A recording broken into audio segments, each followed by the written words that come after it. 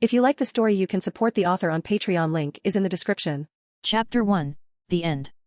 A young man is lying on the ground of a destroyed castle.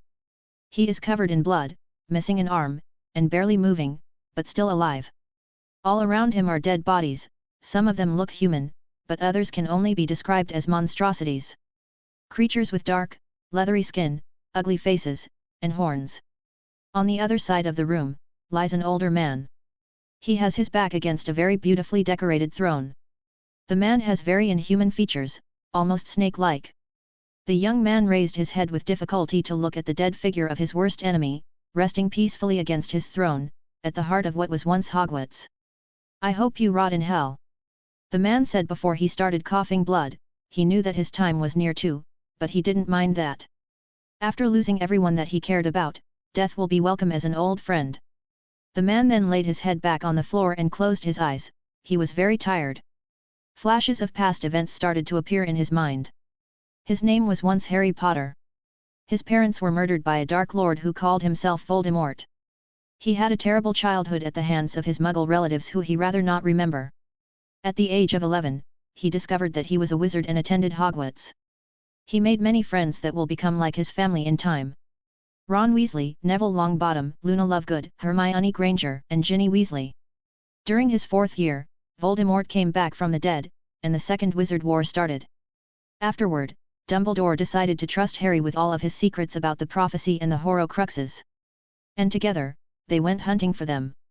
Unfortunately, during his 6th year, some Death Eaters managed to infiltrate the school, and the headmaster was killed. Harry had to continue the hunt with the help of his friends, and by the time Harry was in his 7th year, they had destroyed all but one of them. At the end of his 7th year, Voldemort decided to launch an all-out attack against Hogwarts to gain control of the castle and kill the boy who lived. But Harry was not an easy target to kill. During his 5th and 6th years, Dumbledore had personally trained him, and Harry had proven to the headmaster why he was the child of the prophecy. Harry had a natural gift with magic, especially transfiguration, much to the old man's joy. During his duel with Voldemort, Neville, Ron, and Hermione had managed to find Nagini, the last Horcrux, and Neville finished the snake off with the sword of Gryffindor. Thanks to everyone's efforts, Harry was able to kill Voldemort by severing his head with a cutting charm. It was the first time that Harry had to actually kill someone, and he hoped it would be the last. With Voldemort gone for good, his remaining Death Eaters fled the country, and peace returned once more. Harry and his friends were able to finish their studies in peace. After graduation, Harry went on to finish his mastery of transfiguration under Headmistress McGonagall, since he wanted to become a teacher like the former headmaster once was. After Ginny graduated from Hogwarts, she moved in together with Harry. The two of them had been dating since Harry's 6th year and had been inseparable since then. They got married 2 years after that. This was the happiest period of their lives, but it did not last long. Just 2 weeks after their wedding, Voldemort returned, and he was not alone. No one understood how Voldemort survived at the time. It would take many more years before Harry discovered that he himself was an accidental Horcrux, created on the day of his parents' death. After coming back to life, thanks to his most loyal followers' help, Voldemort understood that one of his Horcruxes must still be left somewhere, one that he did not create willingly. But he could not rely on that anymore, so in order to secure his survival, he turned to a branch of magic that even the darkest of wizards would refuse to touch: demonology. The world where the Dementors once came from was known as the Demon World. It is possible to contact those creatures and ask for boons in exchange for something of equal value. What Voldemort wanted was to be immortal, and the price asked was to open a gate and allow demons into our world once more. Voldemort did not hesitate to sell out the human race. And so, he came to Hogwarts with an army of Death Eaters and demons at his side. Many died that day, including McGonagall, Hagrid, and Ginny, who was just visiting her husband. Severus Snape gave up his life to make sure that Harry could escape, something that greatly surprised Harry since the man had never liked him, no matter how good he was at potions. The war started once more, and it was clear from the beginning that it was very one-sided. The demons were too powerful and too numerous. Voldemort had also grown in power, and even Harry was not his match anymore. After 20 years of war and losing everyone he cared about, Harry made one last-ditch attempt to at least kill Voldemort. The Statute of Secrecy was broken years back, and the Muggles were doing a good job at killing the demons. Harry thought that if he could get rid of Voldemort, the world would have a chance of survival. He knew from the beginning that this was a suicide mission, but he had to try. Not that he had much to lose. With the help of some Muggle soldiers and some of the last wizards and witches in existence, they made their attack. After the start of the Third War, Harry had not rested one moment in training himself. He had to give up many of the values taught to him by Dumbledore and started to learn all sorts of magic, dark or light, didn't matter as long as it got the job done. And now he had his chance to fight Voldemort one last time. It was very close. Voldemort had learned many tricks over the years and he was also wearing a protective amulet given by some powerful demon. As long as he had it on his persona, he could not die. It cost Harry an arm but managed to take the amulet away from him, and the moment he did so, the amulet turned into dust, much to Voldemort's dismay. One painfully long duel later, Harry finally claimed his victory, and then died, along with the last Horcrux, eliminating any chance of Voldemort rising once more. Chapter 2, The Beginning. Darkness. For an unknown amount of time, he could not see or feel anything, but he was still existing for some reason. Then, images started to appear, memories again, but those were not his memories, he was sure of that. A young girl was looking at him with tears in her eyes and fury on her face. She had dark red hair and green eyes. She reminded Harry of his mother for some reason. Whoever it was, that girl was very angry with him and was yelling non-stop. The image went away and was replaced by another one. An adult man was looking down at him, his face filled with disappointment as he shook his head. Harry would have gasped if he could. He knew who this man was. He has seen many pictures of him. The man was James Potter, his father. But who is his father talking to? Who is the owner of these memories? And why is he watching them now? As the images went away, darkness welcomed Harry once more and things went back to how they were before. It was impossible to tell time, but after a while, another image appeared. And he knew it was another memory. An adult redhead woman was kneeling down and hugging a child. Harry was surprised once more. The woman was the vivid image of his mother, and the child she was hugging seemed to be the little girl from before, and she seemed to be injured as there was a stain of blood on her dress. Her mother turns to look at him, or the owner of these memories at least. Lily Potter is angry, very angry, but there is also a lot of sadness in her eyes, and disappointment once more. As the images went away, darkness welcomed him once more. After some more time, something changed. Harry could feel something.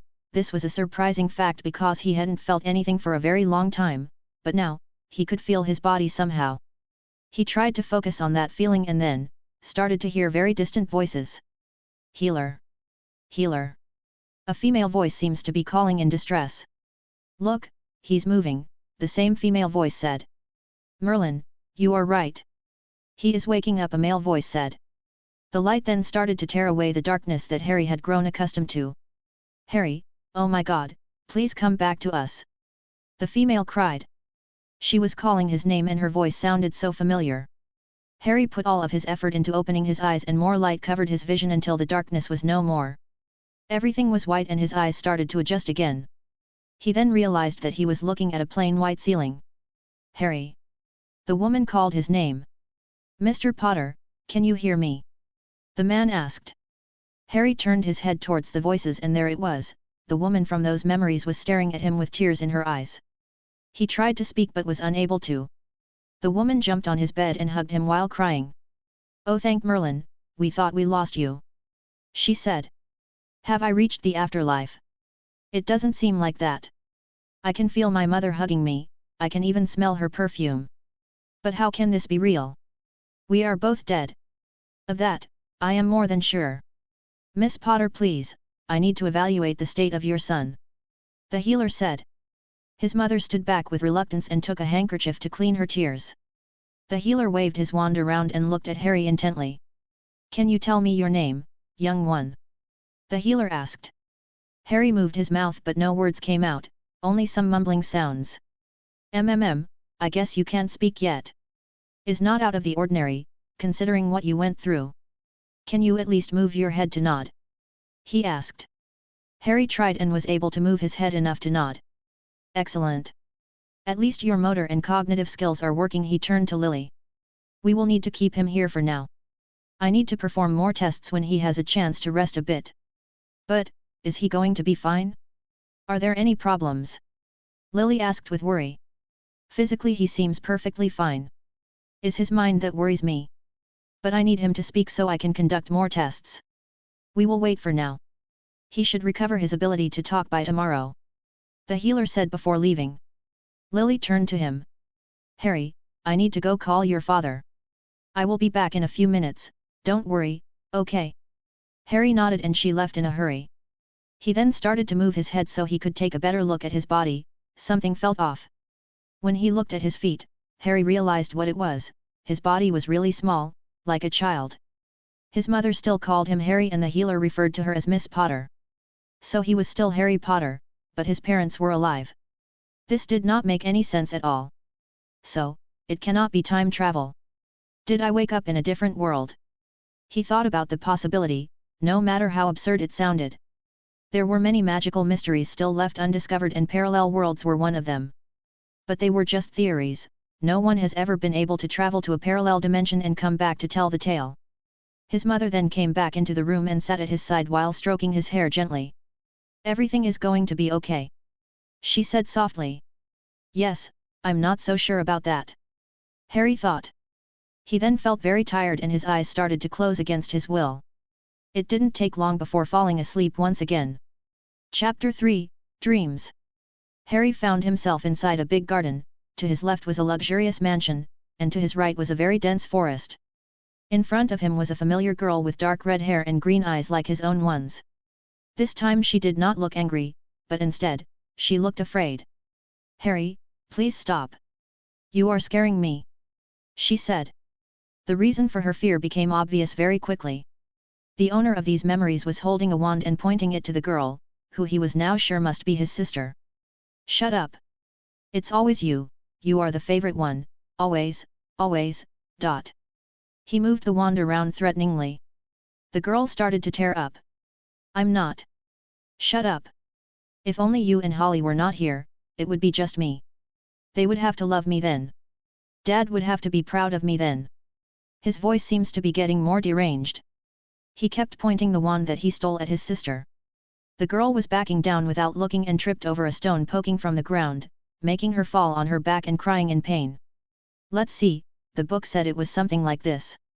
He then made a circular wand motion that ended with the wand pointed at his sister. Reduct. Something went wrong, the spell was not cast correctly and an explosion occurred. The dream stopped there and Harry woke up. Harry, good morning. Lily was still sitting at the side of his bed, she looked very tired. Good morning, Harry said slowly and with difficulty. His mother's eyes opened wide and she gasped. You are talking, that's great. You had me a bit worried there.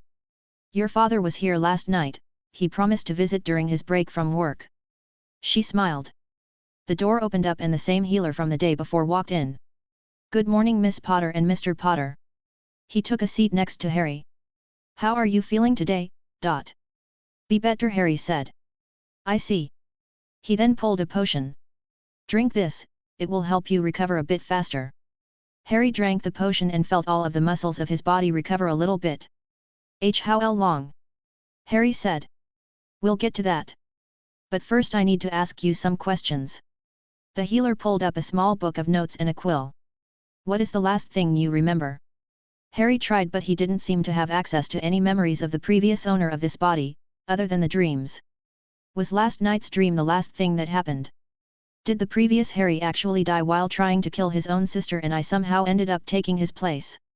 I have so many questions. Harry's thoughts were a mess. I don't know. Harry thought that it was the safest answer. He could not possibly explain what happened to him. The healer nodded. In which part of England is your house located? He then asked. Harry looked confused. He had no idea, it didn't seem like this version of his parents was living in Godric Hollow if that garden from his dream was their home. I don't know. He said, this time with less difficulty to speak. Harry? What do you mean, you don't know? Lily asked in confusion. Miss Potter, please, let me continue. The healer said and his mother backed down. What about an easy one? What is your mother's name? He asked. Lily Potter, Harry answered quickly. What about your father? James Potter. The healer nodded. What is your sister's name? He asked. Harry looked troubled once more. Crap, I think one of her names was mentioned in the dream, but I cannot remember it, it was something with H. I forgot, Harry said, looking a bit ashamed. His mother gasped and looked at Harry with worry, but did not interrupt the healer. I see, one last question. What is your date of birth? He asked. This one, Harry knew well. July 31st. 1980, Harry answered. His mother looked at him with concern once more and Harry didn't understand why. The healer frowned. That's not what I have written here. Miss Potter. The healer turned to Lily for clarification. It's actually, July 5th. 1980. She said. Very well. I'll be back in a bit. The healer stood from his chair and started to walk towards the door. Lily approached him and whispered. Is there something wrong with him? Why can't he remember those things? It's still too early to say, I need to consult with a colleague of mine. Now, if you excuse me. The healer made his way out of the room. Lily turned to Harry and tried to give him a reassuring smile, but it was obvious that she was very worried. Some time later, James Potter arrived at the hospital and came into the room. When he looked at his son, Harry could tell that his father was happy to see him but also very angry. James. Lily went to greet her husband and the two of them hugged. Hey, Lil. How is he? He whispered. The healer is still doing some tests, but for now, just talk to him, Lily said, not wanting to discuss her son's condition in front of him. James approached Harry's bed and sat down. Hi son, how do you feel? James greeted with mixed feelings.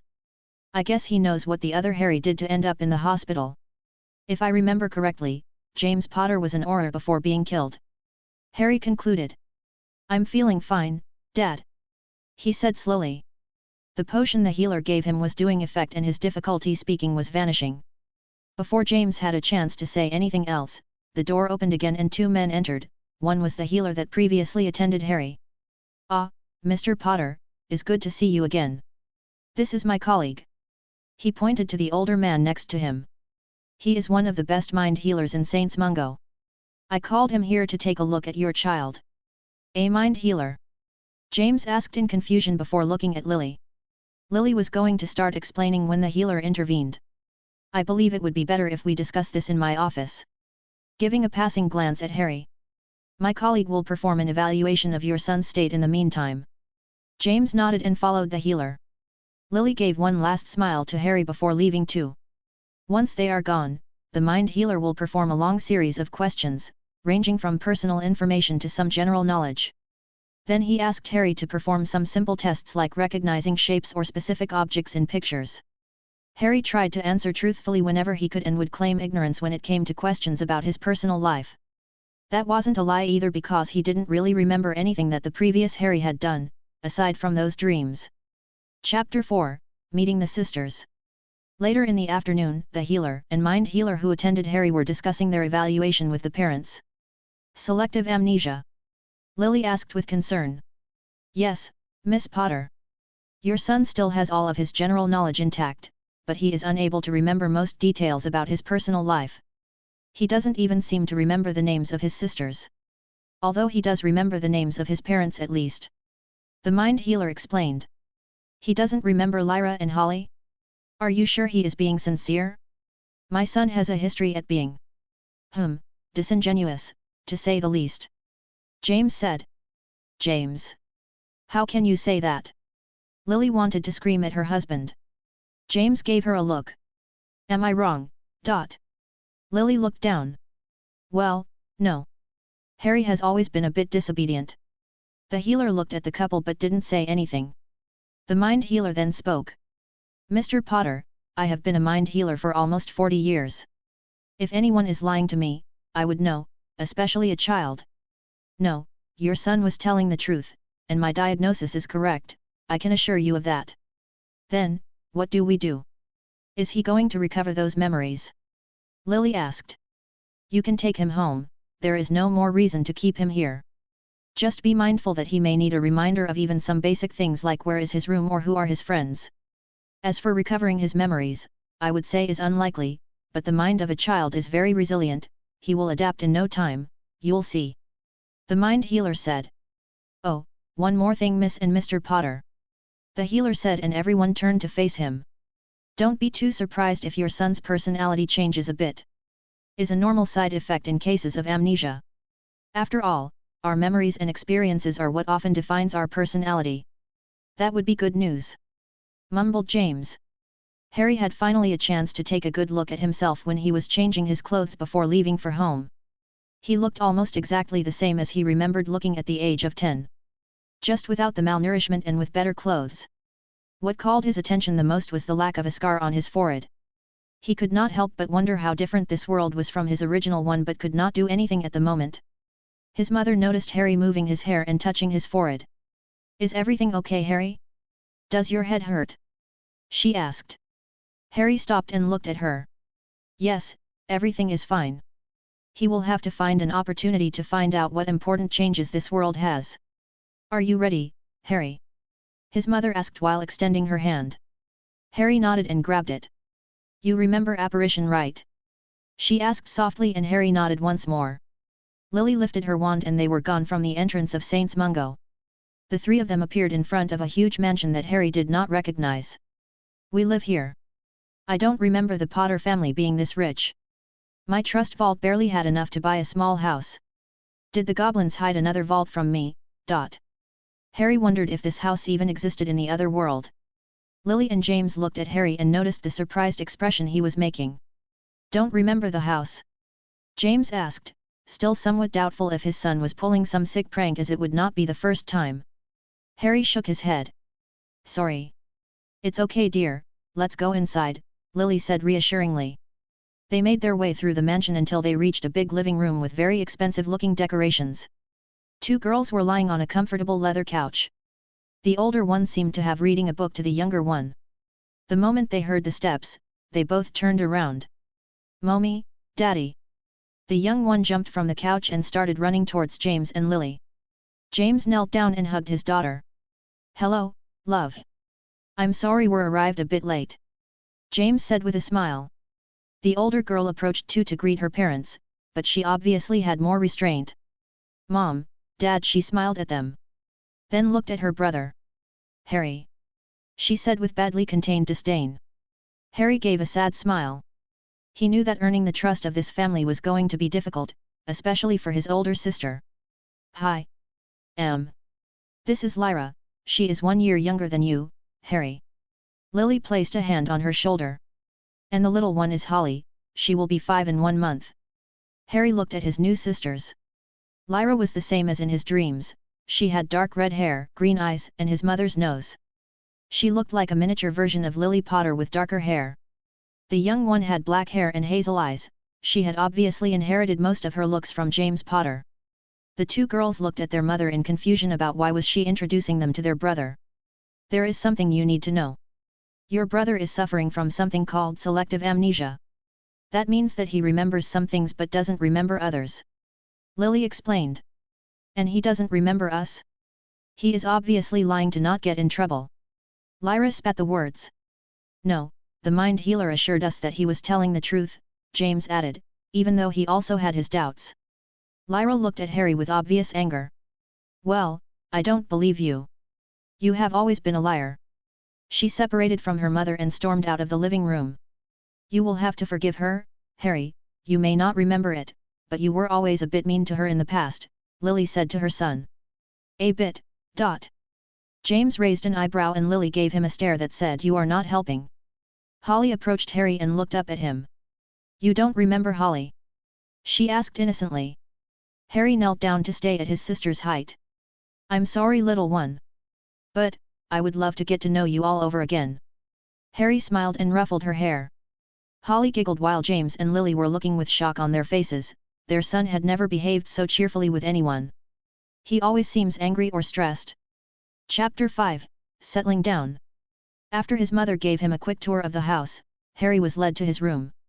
The moment he entered, he was immediately shocked. The bedroom was huge, there was a king-sized bed on one side, a wooden desk with a leather chair, several chests with gold decorations and runic protections, a big wardrobe, many other seemingly expensive things, like a fireplace. He knew it was only logical that his room would be luxurious, after all, he was now living in a mansion.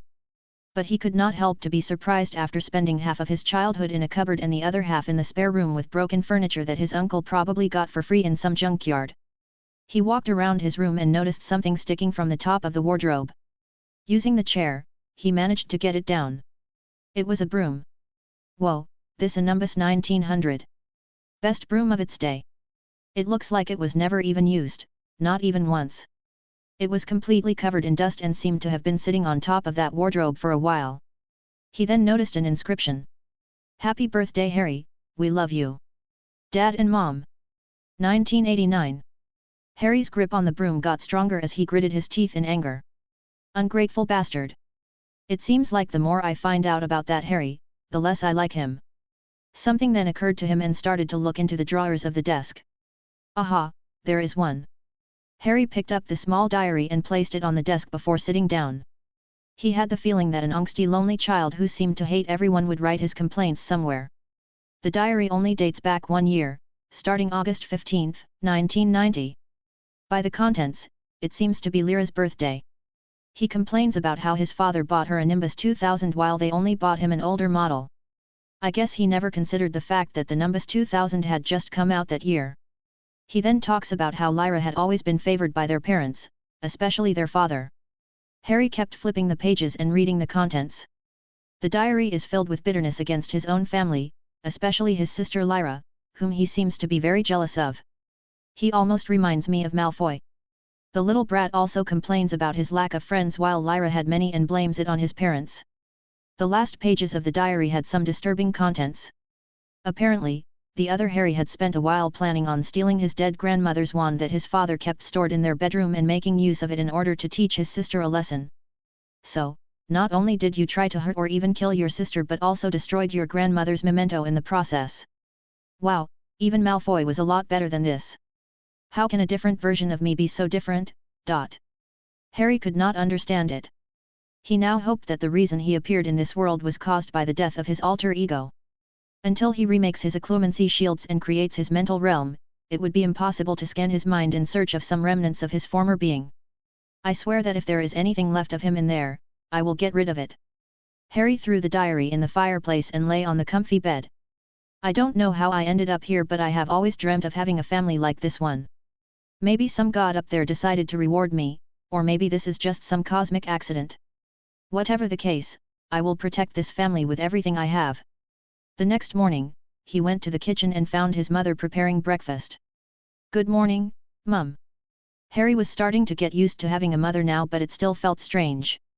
Lily turned around and smiled. Good morning, Harry. This will take a few more minutes. Harry approached his mother and noticed that she was preparing pancakes, juice, and several other things. Let me help you, Harry said. Lily's eyes opened wide. Why you want to help me cook, are you sure? Harry sighed. His parents seemed to go into shock every time he tried to be nice. Sure. He said while taking the pancake butter and started preparing the pancakes. Lily was observing her son with absolute bafflement. You are doing it very well, Harry. When did you learn to cook? Lily asked. Harry shrugged.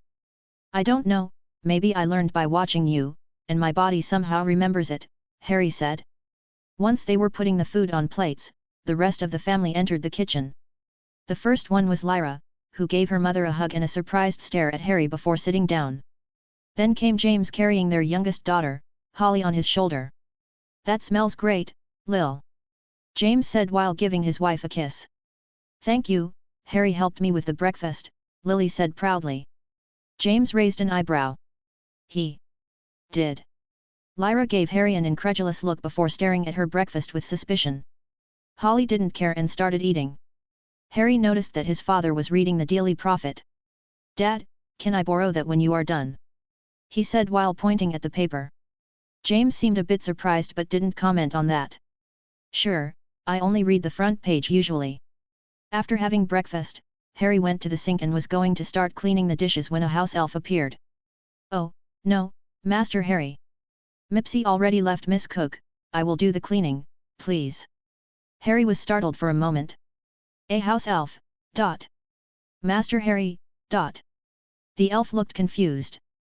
Sorry, Mipsy was it? You see, I was injured recently and lost some of my memories. Harry explained. Oh, MYPSY is sorry to hear that, said the elf. Are you the only house elf here? Harry asked and the elf nodded.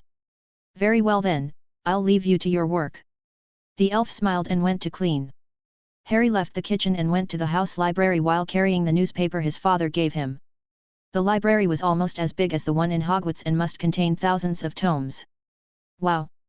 Harry was truly impressed. If only I had grown up in a place like this, maybe things would have ended up differently. He could not help to think. He took a seat on a comfortable leather couch and opened the Daily Prophet. He looked at the top left corner of the first page. June 10, 1991. That means, I'm almost 11 years old and there are a few months left before it's Hogwarts time. He managed to acquire a few more bits of information from the articles depicted. The minister was Cornelius Fudge after being mentioned in the passing of a new trading law. Lucius Malfoy seems to still be very close to the minister as he was shown at his side in the picture taken. Dumbledore is mentioned in the passing of an article about dragon blood. What I need is information on Voldemort. I need to know what else is different. At that moment, Harry heard noises of people approaching before the door to the library opened. Yai! A very excited Holly entered running, while Lily walked some distance behind. Holly noticed Harry and stopped. Hello, Holly. Did you come here to play? Harry asked. She wants me to read her some books, Lily answered while approaching the duo. Yes, books. Holly exclaimed happily. What kind of books do you like? Harry asked. Holly smiled. The ones with the boy who lived, Neville Longbottom. Chapter 6, The Adventures of Neville Longbottom. Did you say, Neville? Harry asked. Yes, those are her favorite ones. I used to read them to you and your sister Lyra, but, you two never liked them that much. Lily said. So, Neville became the boy who lived in this world.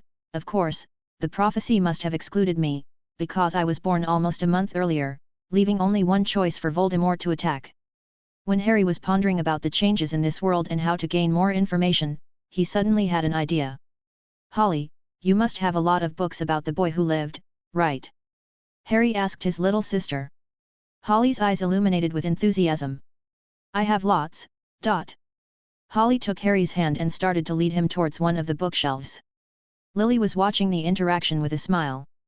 In the past, Harry had never shown any interest in his little sister. Kids are able to quickly understand when they are not wanted, so, Holly never tried to interact with Harry that much either. She must have felt the change in Harry. Lily thought. Once Harry got closer to the shelf, he spotted a lot of books with very colorful covers and the name of Neville Longbottom followed by all sorts of crazy titles. Neville Longbottom and the Hydra of 9 Heads. Neville Longbottom and his trusty red dragon. Neville Longbottom and his magical castle. Wow, did I also have all of that stuff back in my old world? I remember Ginny mentioned some of the books about me she read as a child. But she was too embarrassed about that part of her childhood to go into more details. Harry looked as Holly rushed to a shelf and started to look for something to read. He also started to look around looking for something more historical and less fantastical. On the upper part of the shelf, he found something interesting. The Boy Who Lived and the Downfall of the Dark Lord. Harry picked up the book and started reading the contents. Holly finally decided on a book and brought it to her mother to read it. Let's see. Neville Longbottom was born, blah blah blah, oh, there it is. On the night of October 31, 1981, the Dark Lord attacked personally the Longbottom household.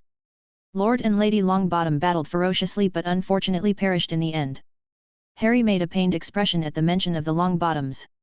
It seems like Neville's parents had suffered a terrible fate in both worlds. However, when the Dark Lord went to kill the little baby, some miracle of magic occurred. The baby was not only able to survive the killing curse but it ended up inflicting a crippling wound on the Dark Lord, to the point that he has not appeared again since then. Some believe that the Dark Lord will not come back as long as the Boy Who Lived is in Britain. What? Harry shouted. Harry? Is everything okay? Lily asked with worry on her face, wondering what had startled her son so much. Harry looked apologetic at his mother. Sorry, I just read something disturbing. That's all. Lily got closer and took a look at the book that Harry was reading. Ah, is it about you-know-who? You don't have to be afraid of him. He left the country a long time ago and never came back. Lily tried to calm her son down, believing that he must have become scared after reading about what Voldemort did to the Longbottoms. Harry thought that this may be a good chance to gain some extra intel. But, what about his followers? He had many, right? Did they also leave? Lily frowned, obviously not liking to talk about this matter. Some of them did leave, many others remained here. Your father knows more about them since he is one of the head Aurors, but he doesn't like to talk about work. Lily explained. I understand. Harry put the book back. I'll go find something else to read, he said, not wanting to upset his mother further. After picking something else, he sat down and looked at his mother and sister. Holly was sitting on her mother's lap while Lily read a story about how Neville Longbottom fought an evil ogre and saved the kidnapped princess from his tower. A soft smile appeared on his face as he observed the two of them. After finishing her book, Holly went to fetch another one and brought it to Harry. Read this, please, she asked. Harry raised an eyebrow. You want me to read you the book? Harry asked and Holly nodded. Harry looked at his mother who was approaching. Do you mind? I need to go do some chores before dinner, Lily said. Not at all, Harry said. He was just surprised his mother would trust him that much. I believe your father is outside in the garden, doing something. He took a few free days. If you need anything, you can go to him or call for Mipsy, Lily said before leaving. Holly sat down at his side and handed him the book. After reading for a few minutes, he noticed the presence of someone else in the library.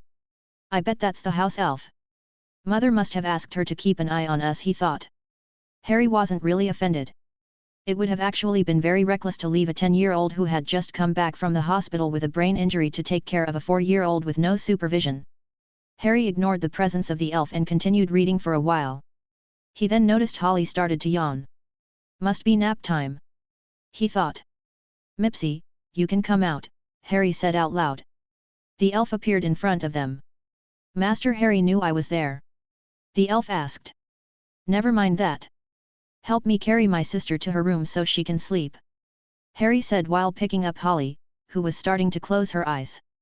He noticed the elf using magic to make her lighter and easier to carry. He thanked the elf and followed her. After leaving his sister in her room with Mipsy, Harry decided to take a walk through the gardens. The moment he went outside, he caught a glimpse of people standing on the grassy field. Right, she said that father would be here, Harry thought. His father and Lyra were holding flying brooms and his father seemed to be giving her some instructions. They saw him approach and turned to him. Lyra immediately frowned while his father just seemed a bit surprised. Hi there, do you mind if I join your flying practice? Harry asked. Chapter 7, Flying Practice. You want to fly? I thought you didn't like it that much, James said. Harry shrugged. I guess I changed my mind. So, can I? James smiled. Sure you can. Do you remember where your broom is? You know, the one we got you 2 years ago. Yes, I'll go get it. Harry turned around and left for his room. James looked at his daughter, who was making an angry expression. You still believe that he is pretending, he asked. Dad, no one changes that quick. He has to be, Lyra said while looking serious. James observed his daughter with attention. She has always been too mature for her age. I'll tell you one thing. In my work, I have to deal with a lot of liars, and over the years I have developed a keen eye to discern who is telling the truth and who is lying without the need to use any magic. Lyra looked at him. And, as far as I have observed, Harry seems completely sincere. He saw his daughter was about to protest and raised his hand to indicate that he was not finished. I know it's hard to believe, but, you should give him a chance.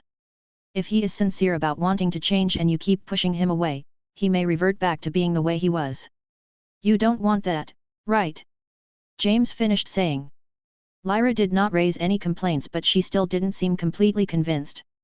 She has been attacked and deceived by her brother too many times in the past. She had wished on many occasions for her brother to change, to become at least tolerable to be around. But this change was just too much, too sudden and hard to believe. Harry came back with his broom in hand. All right, let's get to flying. Hold down, champ, let me see that broom. I need to make sure is in good condition to fly since it hasn't been used for so long. James said while taking the broom. He observed the broom carefully. Did you clean it up? James asked. The broom looked impeccable and well cared for. This morning. So, can I use it?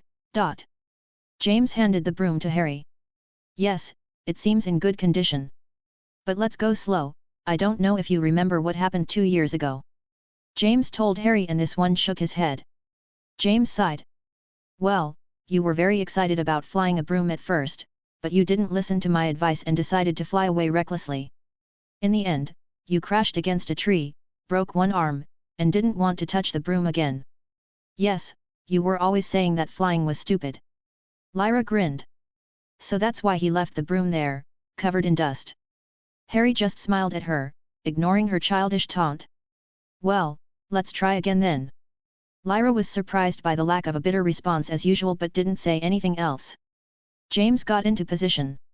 Okay, Harry, get onto the broom and start to ascend slowly. Remember, you need to focus on the broom and deliver the order in a calm and focused manner. Harry did as he was told. As much as he wanted to shoot into the sky, he decided that it would be better to show a slower progression, and not give his father a heart attack in the process. Harry started to gain altitude slowly with his father at his side. Very well, Harry. This is high enough, let's stop here and start to move forward. James said.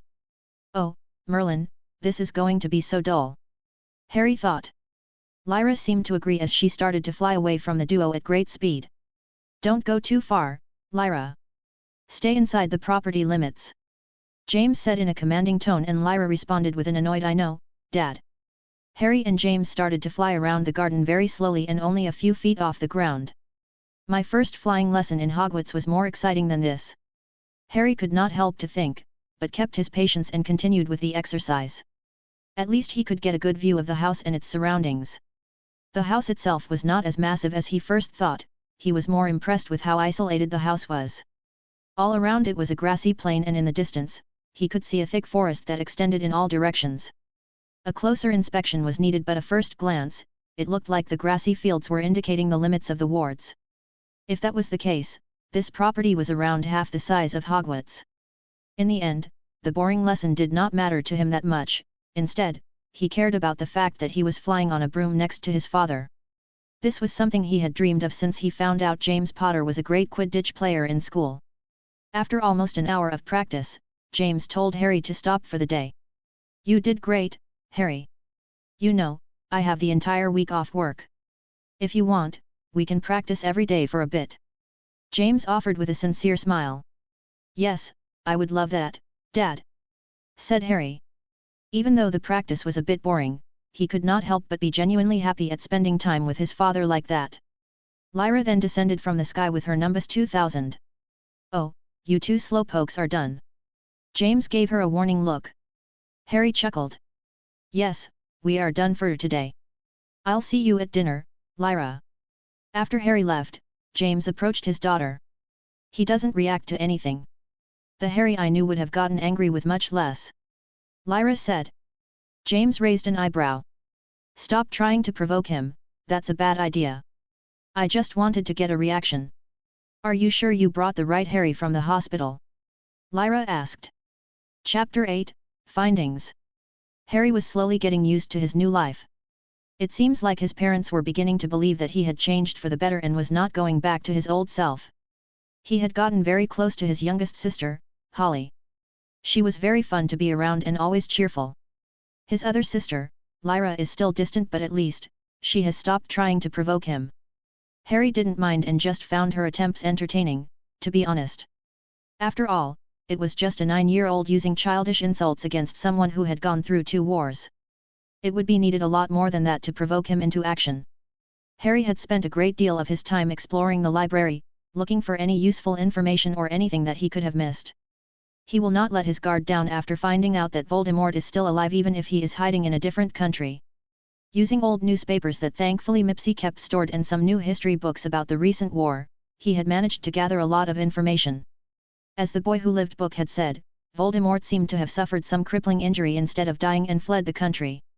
Neville was acclaimed as the Boy Who Lived and everyone considered him a national hero. It is rumored that he was raised by his grandmother in a distant castle since the main Longbottom household was severely damaged.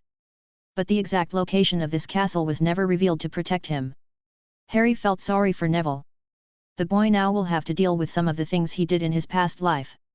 Fame had brought him nothing but misery, with people turning against him at every turn.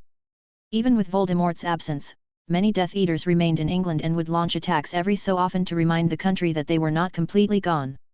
That meant that the war had never ended, officially at least, but the public had mostly moved on since there hadn't been any big attacks. Another big difference was that Sirius never went to Azkaban since his parents were not attacked by Voldemort directly, but they were still important enemies of the Dark Lord and were attacked by Death Eaters many times. Many did not survive the war, and unfortunately, Sirius was one of the victims. Wormtail was revealed to be a traitor when he and some other Death Eaters got into a fight with Sirius and some other wizards that Harry remembers being old members of the Order of the Phoenix. In the resulting fight, Sirius and Marlene McKinnon died, along with several Muggles who were caught in the crossfire. Wormtail became a wanted man that day and has been seen since then.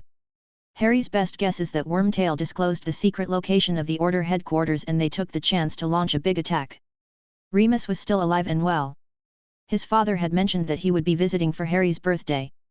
Sirius. He felt nothing but bitterness at the thought of not being able to see his godfather and felt like he had lost him all over again. I'll make sure that Wormtail suffers for this, I swear this to you, Sirius. He made another promise to himself. It was the day before his birthday and Harry had decided to go make breakfast by himself. He was surprised to find his sister, Lyra, already in the kitchen. Good morning, you got up very early today. Harry greeted. Lyra looked up from her glass of milk.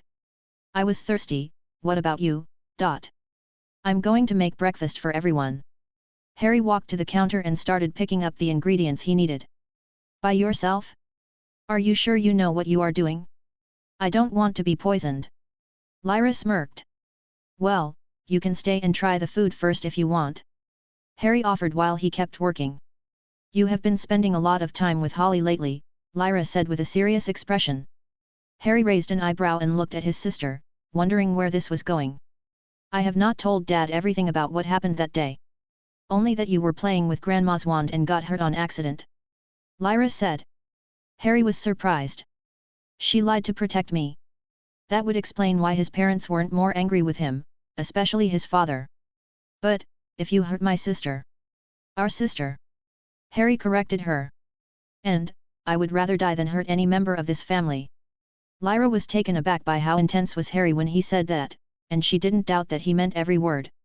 You really have changed. Lyra was forced to admit. After a moment of silence between the two of them, she spoke once more. Fine, I'll stay and be the first one to try your food. It better be good.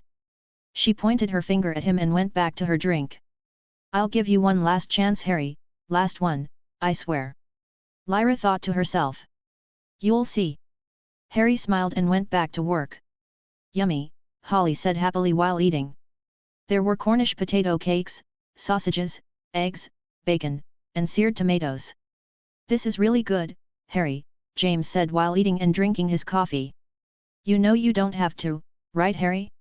I only prepare breakfast once a week because Mipsy gets upset if I take too much work away from her. Lily said. I know Mom, I just felt like doing it today, Harry answered before looking at Lyra who gave him a reluctant thumbs up. Chapter 9, Birthday. Harry remembers well the last birthday he celebrated. It was his 20th birthday and the only reason he even agreed to it was because of the insistence from Hermione and Ron. They had already lost many loved ones and the war was going at full force, but his friends thought that a small celebration would bring some happiness to their miserable lives. The party was interrupted when a horde of demons destroyed the safe house they were in. Many of their allies died that day. Harry received his second permanent scar and Ron lost his left leg. They learned a lesson that day, no more celebrating until the war was over. Harry was interrupted by his dark thoughts when his father knocked on the door. Harry, your Uncle Remus is here. Come to say hi. James said. Remus. He did not know what he was going to say to that man. Harry went downstairs and found Remus talking with his mother. He looked a lot better than the one he remembered, which would not be too hard since the Remus he knew dropped dead during the first attack on Hogwarts. This Remis Lupin was wearing clean, new clothes, trimmed hair, and was clean-shaved. If it wasn't for his senses detecting the dark aura of the werewolf inside him, Harry would have believed that this version of Remus was never cursed to begin with. He looks like one of those businessmen that Vernon liked to bring home for dinner. Harry thought. Remus turned to look at Harry when he heard him approach. Here you are. Happy birthday, Harry. Remus smiled for a moment before he seemed to remember something. Oh, your mother told me what happened to you. And, well, do you remember me? Remus asked hesitantly. As much as Harry hated to disappoint this man, he could not claim to remember him after not remembering his sisters. And to be fair, he did not know anything about this version of Remis Lupin. Sorry, Uncle Remus. I don't remember much. Harry said apologetically. Remus put a hand on his shoulder and smiled softly. It's okay, Harry. It's not your fault. Hey, you can get to know your Uncle Remus today. We are all going to have dinner together for your birthday. Lily tried to cheer them up. Dinner was a quiet affair. Harry didn't seem to have any friends of his age, so it was only the family and Remus. Holly was starting to get bored after finishing her meal, so Lily took her to her room to read her a book before sleep. Lyra excused herself and went to her room, leaving Remus, James, and Harry alone. So, Harry. Your father was telling me before that you have been learning how to fly in a broom. Remus said. Yes, he taught me for a week, and I have been practicing every day since then. Answered Harry. That's great. You know? Your father used to be a great flyer back in our school days. He even played in the Quidditch team. I'll let you know that I am still a great flyer. And I didn't just play in the team, I was the best chaser in the school. James bragged while laughing. Well, I don't know that much about Quidditch, but I do enjoy flying. Harry tried to seem sincere at least. I'm sure, your father will get you started with the game soon enough, Remus said. He can't join the team until second year, so we still have plenty of time, James said. Some days after, an owl made its way into the Potter Manor and landed on the kitchen table, in front of Harry, while the family was having breakfast. Is that what I think it is? Lily asked. Go on, Harry, pick up the letter, James said with a smile. Harry recognized the seal on the letter immediately and picked it up, then gave some bacon to the owl. He opened the envelope and read its contents. It's a letter from Hogwarts, I have been accepted to join the school. Said Harry before handing the letter to his mother. Lily made a jump of joy to celebrate. Yes, I'm so proud, Harry. Were you doubting that he was going to be accepted in Hogwarts? Asked Lyra. Lily raised her hands defensively. Of course not, I knew my boy would get in, ... What a Hoggard? Asked Holly. It's Hogwarts, dear, and is a school for magical people. You will go there too when you are older. Said James. Hey, I just remember. Daphne told me that the boy who lived will be attending Hogwarts this coming year. Maybe you get to meet him. Lyra said while looking at Harry. Really, can I meet him too? Said Holly excitedly. Daphne, not, it can't be that one. Harry looked at his little sister. I'm sure you'll meet him one day, but when you do, just treat him normally, okay? I'm sure he doesn't like this whole boy who lived stuff. Why wouldn't he like being famous? Wondered Lyra. I hope that this Neville is as good as the one I knew. Harry thought. He may have been a bit clumsy at first, but over the years, Neville proved himself to be a competent and brave wizard. He fought valiantly at his side to the end, never giving up.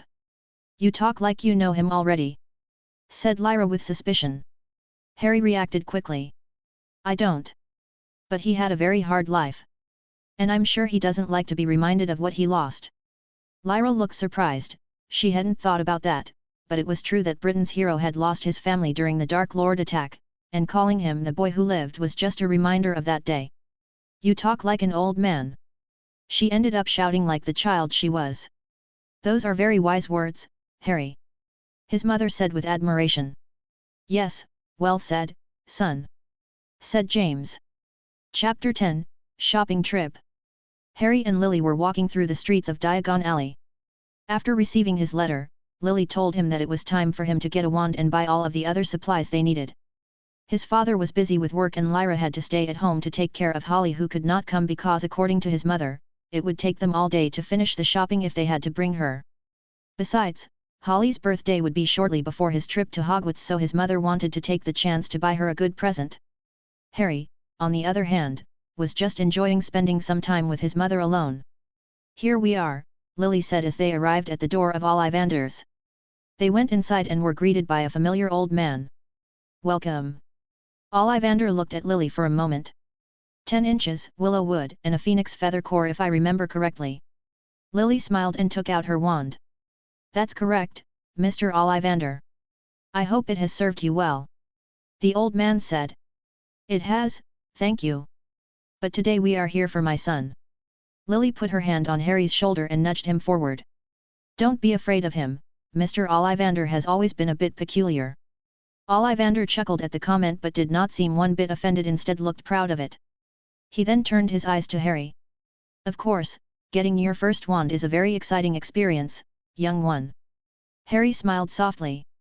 If only Ollivander knew the number of wands and other types of foci that Harry had to use over the years. The old man did some measurements and went to pick up some wands before coming back. He opened one of the boxes, pulled out a wand, and handed it to Harry. "Go on, give it a try." The moment Harry picked it up, he felt the unicorn hair that was used as a core. He directed his magic through the wand with ease and this one started to shine. Ollivander gasped in surprise. "A match on the first try?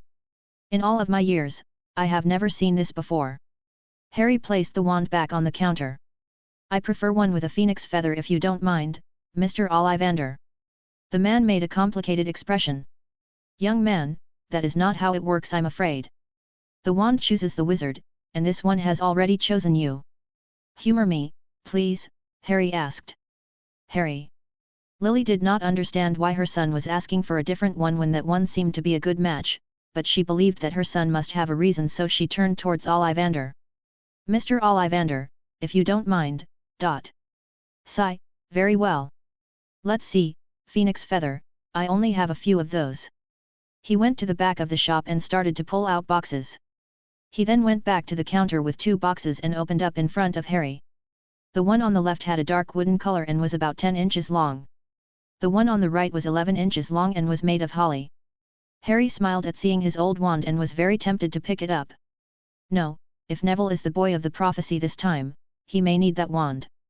He took the other wand and noticed a sight of relief on Ollivander's face.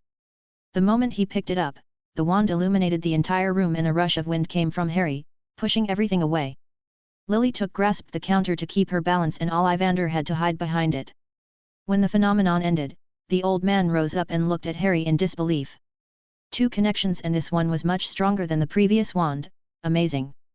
I have never seen a phenomenon like this before in my long life. Yes, that was quite something, Lily said, looking a bit shaken. I like this one.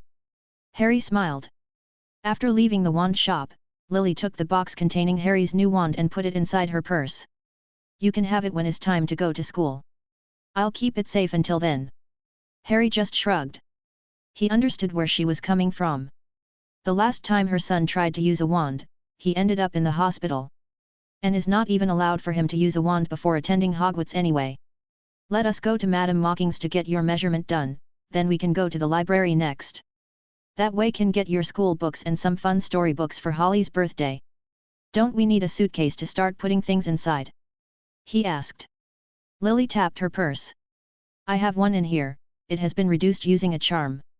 It used to belong to your dad, I'm sure you will like it. She said with a lovely smile. Harry just followed her lead everywhere during their long shopping trip. He could not help but be mesmerized by the sights. This location was one of the first places destroyed during the last war. Seeing it back in perfect shape and filled with happy people felt so surreal to him. His life back at the Potter Mansion during the last weeks has been like a dream to Harry. He could not help to think that maybe he was actually dead and this was his heaven, but seeing Diagon Alley has brought him back to reality. This was definitely not a dream and not the afterlife. Their next stop was the pet shop, Magical Megary. Could she still be here? He wondered. Owls are very useful, but you could also get a cat if you want. Just please don't get a toad. Lily made a disgusted expression. Harry was too distracted to listen to what she was saying. He went directly to the section with the owls. There were 5 left, but none of them were Hedwig. He would have immediately recognized her as she was the only snowy owl in the shop. Oh, an owl. Which one do you like? His mother seemed to have mistook his intention. He was not looking for just any owl. Excuse me, sir. He went directly to the shopkeeper and asked about a pure white snow owl. Ah, that one, yes, we had her for a while. She wouldn't get along with anyone, but, just 2 days ago, the boy who lived himself came to my shop and took a liking to that particular owl, can you believe it? I see. Harry muttered. So she is with Neville then. He thought that maybe it was some sort of fate. Harry, is everything all right? Lily came to his side. If you don't find one that you like, there is another shop on the other side of the alley. Humph, Brendoms. Madam, you won't find better magical pets than the ones I have right here. The shopkeeper proclaimed with pride. No, it's okay. I think I changed my mind. I won't be getting any familiar pet after all. Harry told her.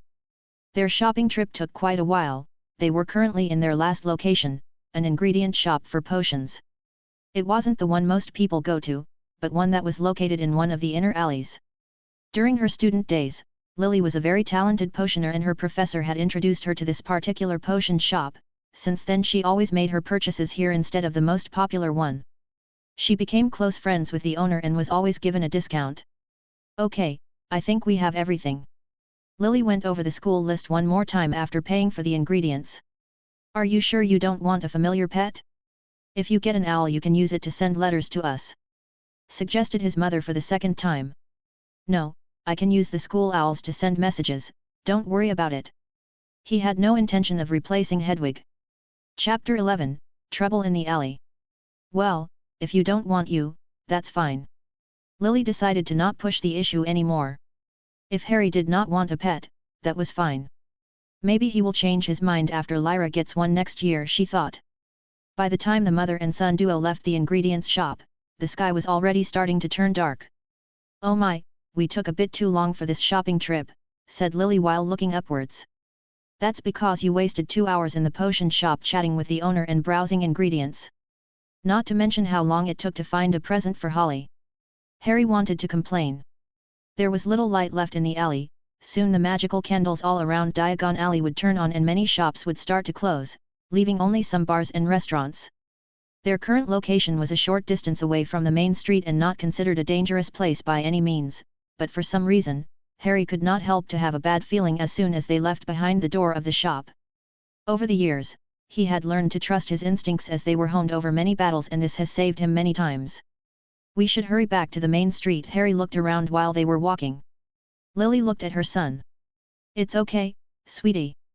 I know it's a bit dark now but this alley is very safe and there are always plenty of people around. But as she looked, she realized there was no one. Her expression changed, her kind smile replaced by the focused face of someone who had faced danger many times before. When she heard steps behind her, her wand was already out. Stupefy. A red speck of light came out of her wand and impacted the body of a masked man wearing dark robes that Lily immediately recognized. Oh no, Harry, stay behind me. Don't just turn around, we are surrounded. Said Harry in a calm voice. Adeva Kedavra. Harry pushed his mother out of the way just as a green light passed by. Lily saw this happen and held herself against a wall in the narrow street, having a hard time processing how close she had come to dying. She could now clearly notice that there were 5 assailants in total. 2 behind, one of which was now unconscious thanks to her spell from before, and 3 more on the other side of the alley. You idiot! We need her alive.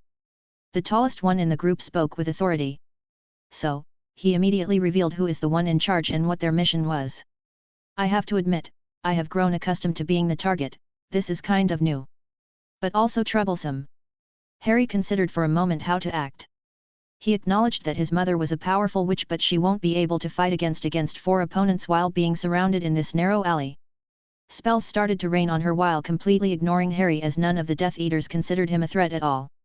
Lily did an admirable job of defending herself from the assault while keeping an eye on her son.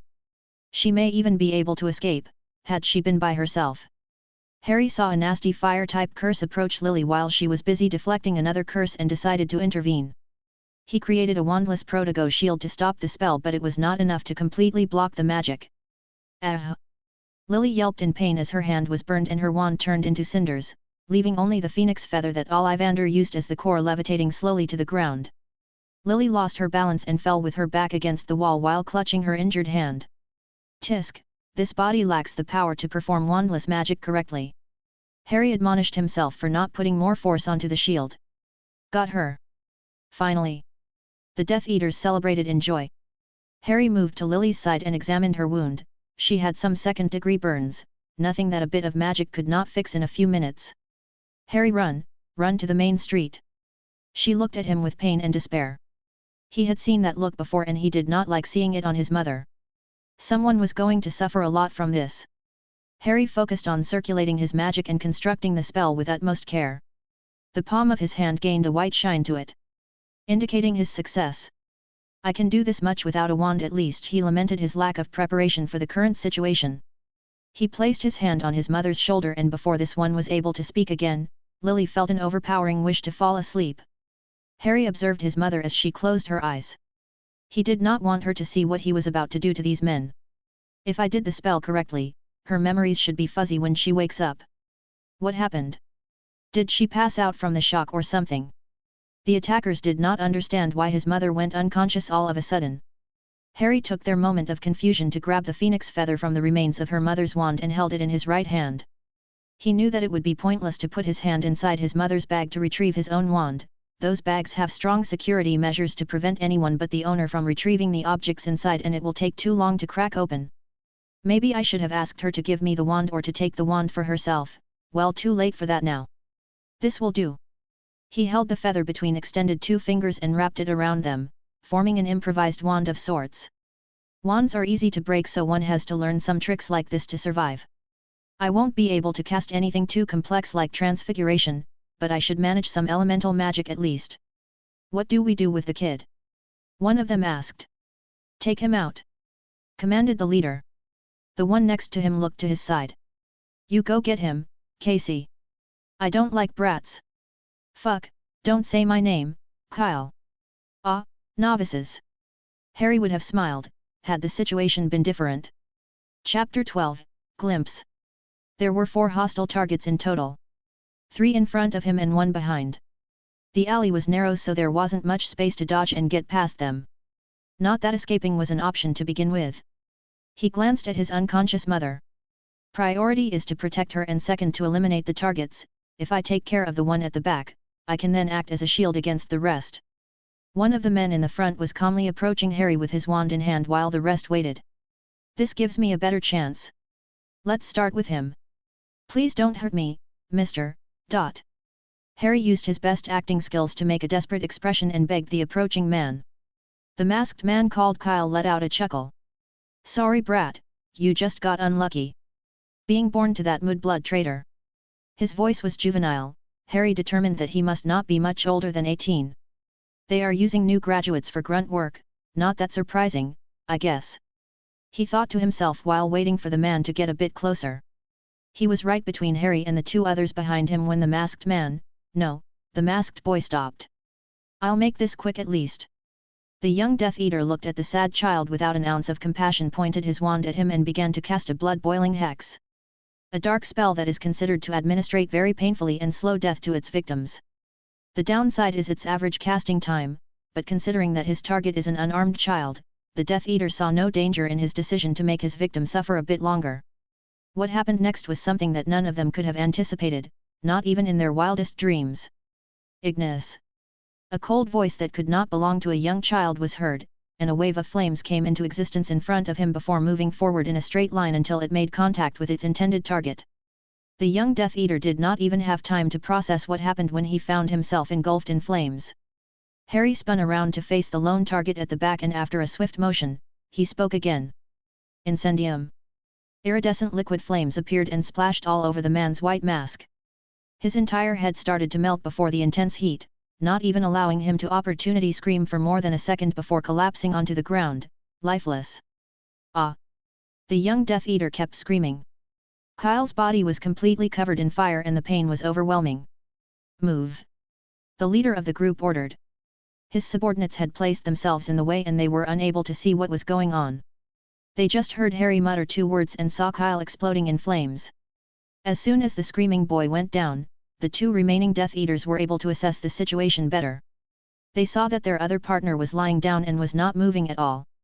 The woman was still unconscious and the boy who should be dead, was pointing his finger at them with something bright tied around it. The leader did not have time to draw conclusions on how was this possible.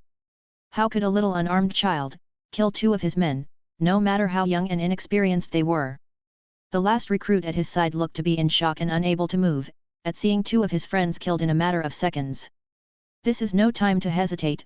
The leader was already pointing his wand at the child. If that's even a child. The words already coming out of his lips. The words that he has said so many times over the years. Audavake. Foolman. The veteran Death Eater was fast, no doubt about that. But few things were as fast as what Harry had just called into existence.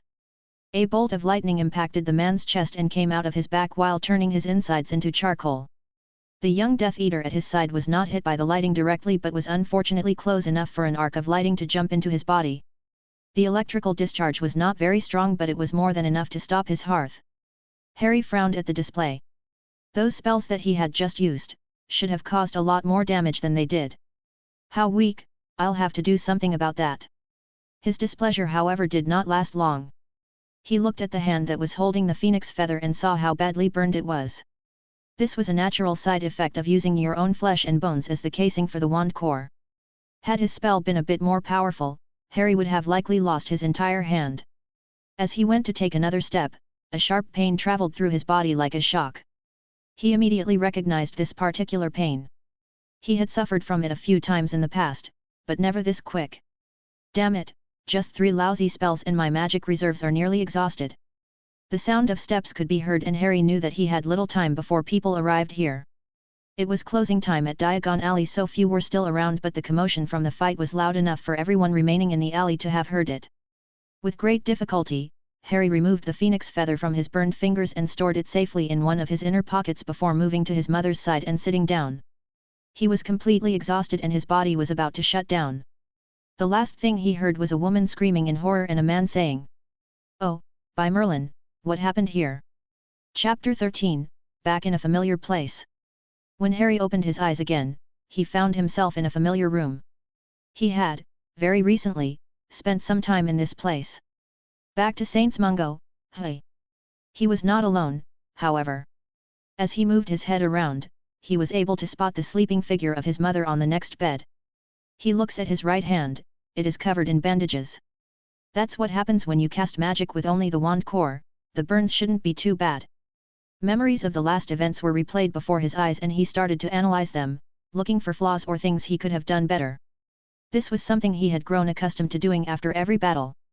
It's okay to make mistakes as long as you live to learn from them. Those were the words he used to repeat to all recruits that he trained and to himself. I could have done better. He admonished himself for his poor performance. Fighting without a proper wand was one thing, but he should have made an effort to get a better handle on his current body and magic. That was the main reason for his failure.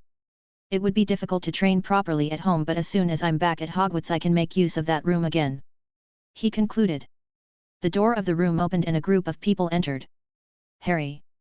James Potter rushed to his side and gave him a tight hug. Oh, thank Merlin. He wanted to tell the man that he had only suffered from some magical exhaustion and a burned hand and that it was no big deal but decided to hold himself and kept silent. How are you feeling, are you okay? His father asked, face filled with worry. Despite the many disappointments he had suffered at the hands of his son, he could not help but care for him. I'm fine, Dad. His eyes moved to the next bed. How is Mom? She got her hand a bit burned but is nothing serious. She is just sleeping now, she was very tired. James did his best to not make a big deal out of it for the sake of Harry. One of the two men who came into the room with his father spoke. James, I need to, you know. He seemed hesitant to speak like he was afraid of offending his father. He was wearing aura robes and a bag, Harry could already imagine what he wanted. The other one was an older man wearing a white robe. Before any of that, I need to examine my patient, he said with a disapproving frown. The old healer walked to Harry and smiled at him. Good morning, Mr. Potter. How are you feeling? He asked while performing some mild scans with his wand. Harry wanted to roll his eyes at all the unnecessary medical attention. I feel fine, Mr. Healer. Just a mild discomfort on my right hand. Yes, I will give you an ointment for that, your hand should be good as new by tomorrow. He waved his wand around a few more times before nodding. Everything seems in order, Mr. Potter. So, can I take him home? Asked James. Call me when your wife wakes up so I can give her another check and then you can all go home, said the healer before walking to the door. So. The Auror approached a few more steps and looked at James. His father gave the Auror a serious look before going back to Harry. Son, this person right here is one of my co-workers. He needs to ask you a few questions about what happened yesterday in the alley. Is okay if you don't remember much, just tell him whatever you can recall. Is that okay? Harry gave him a nod and James smiled at him before he moved to one side, allowing the other Auror to get closer to his bed. Hello, Harry. I'm Will, a friend of your dad. I just need to ask you a few questions, it will be quick. You went yesterday shopping with your mom. We know that the last shop you visited was an ingredient shop in one of the inner alleyways. What happened next? He made his best impression of the confused child. It was dark, we were walking and then, Mom got very nervous, some masked men started casting spells at Mom. She got burned and then she fell, and, then they threw something at me and my hand started to hurt, and... Yes, and what happened next? Did someone else come to help you? The Auror asked. I see. They just want to know who killed the Death Eaters, since there is no chance that an unarmed 11-year-old could have anything to do with that. Yes, someone wearing a dark robe appeared and started fighting against the bad guys. Both James and Will became very attentive at the mention of the dark-robed individual. What can you tell us about this person? Asked the Auror. I can tell you that it was a man, by the voice, but I could not see his face, it was very dark and he was wearing a hood. I see. Both Will and James looked disappointed. Anything else? Did you see this man beat the bad guys? Harry shook his head. No, I remember that he pointed his wand at me for a moment and saw some red light, then I woke up here. A stunner most likely. Probably for the best. Said James, thinking about the gruesome state that the Death Eaters were left. Will sighed. A dark hooded man, that doesn't give us much to go on. No, but whoever that man was, he saved my family. Said James. Yes, but he also killed several members of magical noble families in a very, The Auror coughed to clear his throat when he realized what he was about to say in front of a child. Sorry, I should get going. I'll present what I have to Madame Bones, she is going to throw a fit. The Auror sighed again and stood up to leave. Harry. Lily Potter had opened her eyes. Chapter 14, Back to School. I'm fine. Harry had to raise his voice after his mother refused to let go of him for the past 5 minutes. Lil, come on, let the boy breathe a bit, said James with amusement. I was so scared. She cried. I'm sorry I couldn't protect you. Calm down, Mom, we are all fine. Harry looked at his dad. Oh, I just recalled something. Dad, where is my jacket?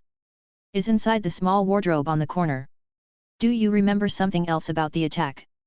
He asked while opening the dresser and taking his small jacket. Something like that. Harry extended his hand and grabbed the piece of clothing from his father. Lily and James watched with attention, wondering what Harry could be looking for now. They then saw him pulling out a fiery red feather from the inner pict. Good, is still there. Harry said with elation. A phoenix feather. Lily was the first one to recognize the item in question. Not just a phoenix feather. He handed it to his mother. This is your wand core. I managed to retrieve it from the ground after your wand was burned and put it in my jacket. Well done, Harry! Exclaimed James. If you bring it to Ollivander, I'm sure he can recreate your old wand with no problems.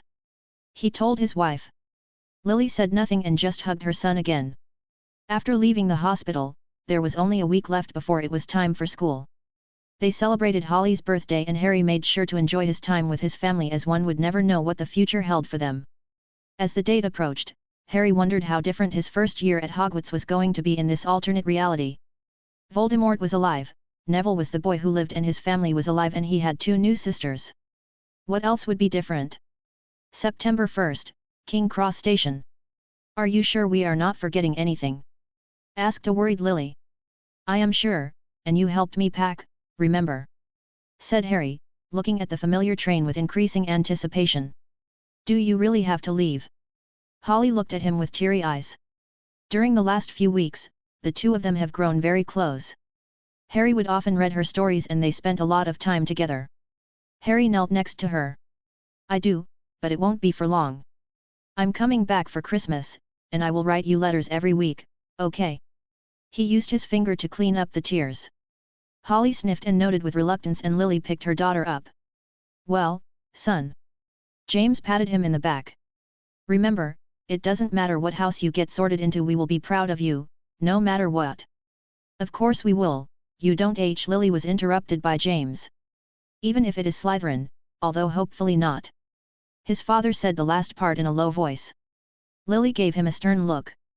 I'll remind you that one of my best friends was in that house. James raised his hands up. Let us not start that argument again, I don't want to talk about that guy. Well, you are going to see him again at some point, he is going to be one of Harry's teachers. Said Lily while James grumbled something they couldn't hear. Harry looked at his sister, Lyra. She returned the look and nodded politely. Their relationship has improved a lot from what it once was, but Harry knew that it was going to take more time to heal those wounds completely. He offers her a sincere smile and a goodbye. Look, it's him. Is the boy who lived. A commotion started to break out as soon as Neville Longbottom arrived at the station. Harry was not able to see Neville as he seemed to have been surrounded by a crowd of people. I wonder what kind of person has Neville become this time. The one he knew was still very clumsy and insecure at this point in time. His upbringing under Augusta Longbottom was not a pleasant one. The woman was hard and strict. She would push her grandson to his limits and constantly remind him that he was not as good as his father. Both he and Neville had very harsh childhoods. But it was also this that gave them their humility and empathy. He looked at the crowd for a bit longer before deciding to move on. He would be seeing Neville later on in any case, and there would be plenty of opportunities to meet this new version of the boy who lived. He finished his goodbyes to his family and embarked on the train. He wanted to get on one of the last train cars before it got too crowded. As he walked through the hallway, he spotted some familiar faces. It is somewhat hard to recognize them while being this young, but he encounters Susan Bones, Seamus, and Lavender Brown. Where is he? Can you see it? Harry stopped in front of one of the cabins. With an open door, he heard a familiar voice. Inside it was a little boy with blonde hair. He was looking out of the window at the crow. Two burly boys were at his sides. I can't find it, there are too many people here. Said one of the big boys. You two are useless. Let me know when he enters the train. The blonde boy, who was a very young Draco Malfoy, sat down while frowning. Harry decided to move on before Malfoy saw him, he didn't want to deal with that little troublemaker at this moment. He finally reached the very last cabin and looked inside. Only one person was sitting there, one that he remembered very well. A girl with crazy bushy hair was peacefully reading a thick book that was obviously not part of this year's curriculum. Harry opened the door and she looked up from her book. May I sit here? Little Hermione Granger smiled at him. Of course. Chapter 15, A Long Train Ride. I'm Hermione Granger, are you a first year too? The young girl asked with excitement. Harry did his best to hide any sort of reaction at seeing a young version of one of his many dead friends. His occlumency shields were still rudimentary but enough for the occasion. I'm Harry Potter, first year. Nice to meet you, Hermione. He stored his case and took a seat in front of her. What are you reading? He said, pointing at the thick book. She smiled and started to speak very fast. Oh, this? This is the history of Hogwarts. I wanted to know everything about the school before coming here but I didn't have time to finish it. I want to know more about everything, you see, I'm from a non-magical family so. Everything is so new and fascinating. I understand the feeling. He nodded. Yes. She exclaimed, almost jumping from her seat. There is so much I want to know. Did you also grow up with a non-magical family? No, my parents are both magical but my mother is a muggle born like you and has told me a lot of stories of her childhood and how excited she was the day that she received her Hogwarts letter and found out about the magical part of the world. Oh, so you must know a lot about magic then. Can you cast any spell already? I have tried a few. Hermione admitted, despite being against the rules. Something that Harry found somewhat amusing. I do know a spell or two, he told her. Hermione's eyes sparkled with joy. Show me. A knock on the door was heard before this one opened slowly. Sorry, but can I sit here? There are a lot of people on the other cabins. Harry was able to immediately recognize the timid boy. Of course, Mr. Longbottom, take a seat. Neville looked disappointed at being recognized for some reason but said nothing about it and sat down next to Harry. Longbottom. Hermione gasped and hurried to fetch something from her bag. The two boys looked at her with attention, wondering what she was looking for. Neville grimaced when he saw the book she had pulled out of her bag. It was one of the many books written about the boy who lived without his consent. Are you really Neville Longbottom? The one from the books. She held out a book titled Neville Longbottom in the Rainbow Forest. Harry noticed that Holly didn't have that particular title in her collection. Maybe I should ask Hermione if I can borrow it for Christmas. Do you really have the magical scar? Hermione asked while staring at his forehead. This one was well covered with hair, so it was hard to tell if anything was hidden underneath. Neville did not seem to enjoy the interrogation, as he suddenly stood up, picked up his case, and rushed out of the compartment with an "excuse me." Hermione stared at the door with a confused expression before she looked at Harry. Did I say something wrong? He wanted to roll his eyes at the comment. Was she really this clueless at this age? Harry decided to just shrug. Who knows? Maybe he is just timid. Telling her at this point would just serve to make her mad, and he rather not deal with that. She will have to learn some tact later on, for her own good. The train started moving and not even a minute later, the door was slammed open, this time without a knock. A redhead boy stared at them, carefully observing their features. He then frowned, obviously displeased with the result. Have you guys seen Neville Longbottom? My brothers told me they saw him coming here.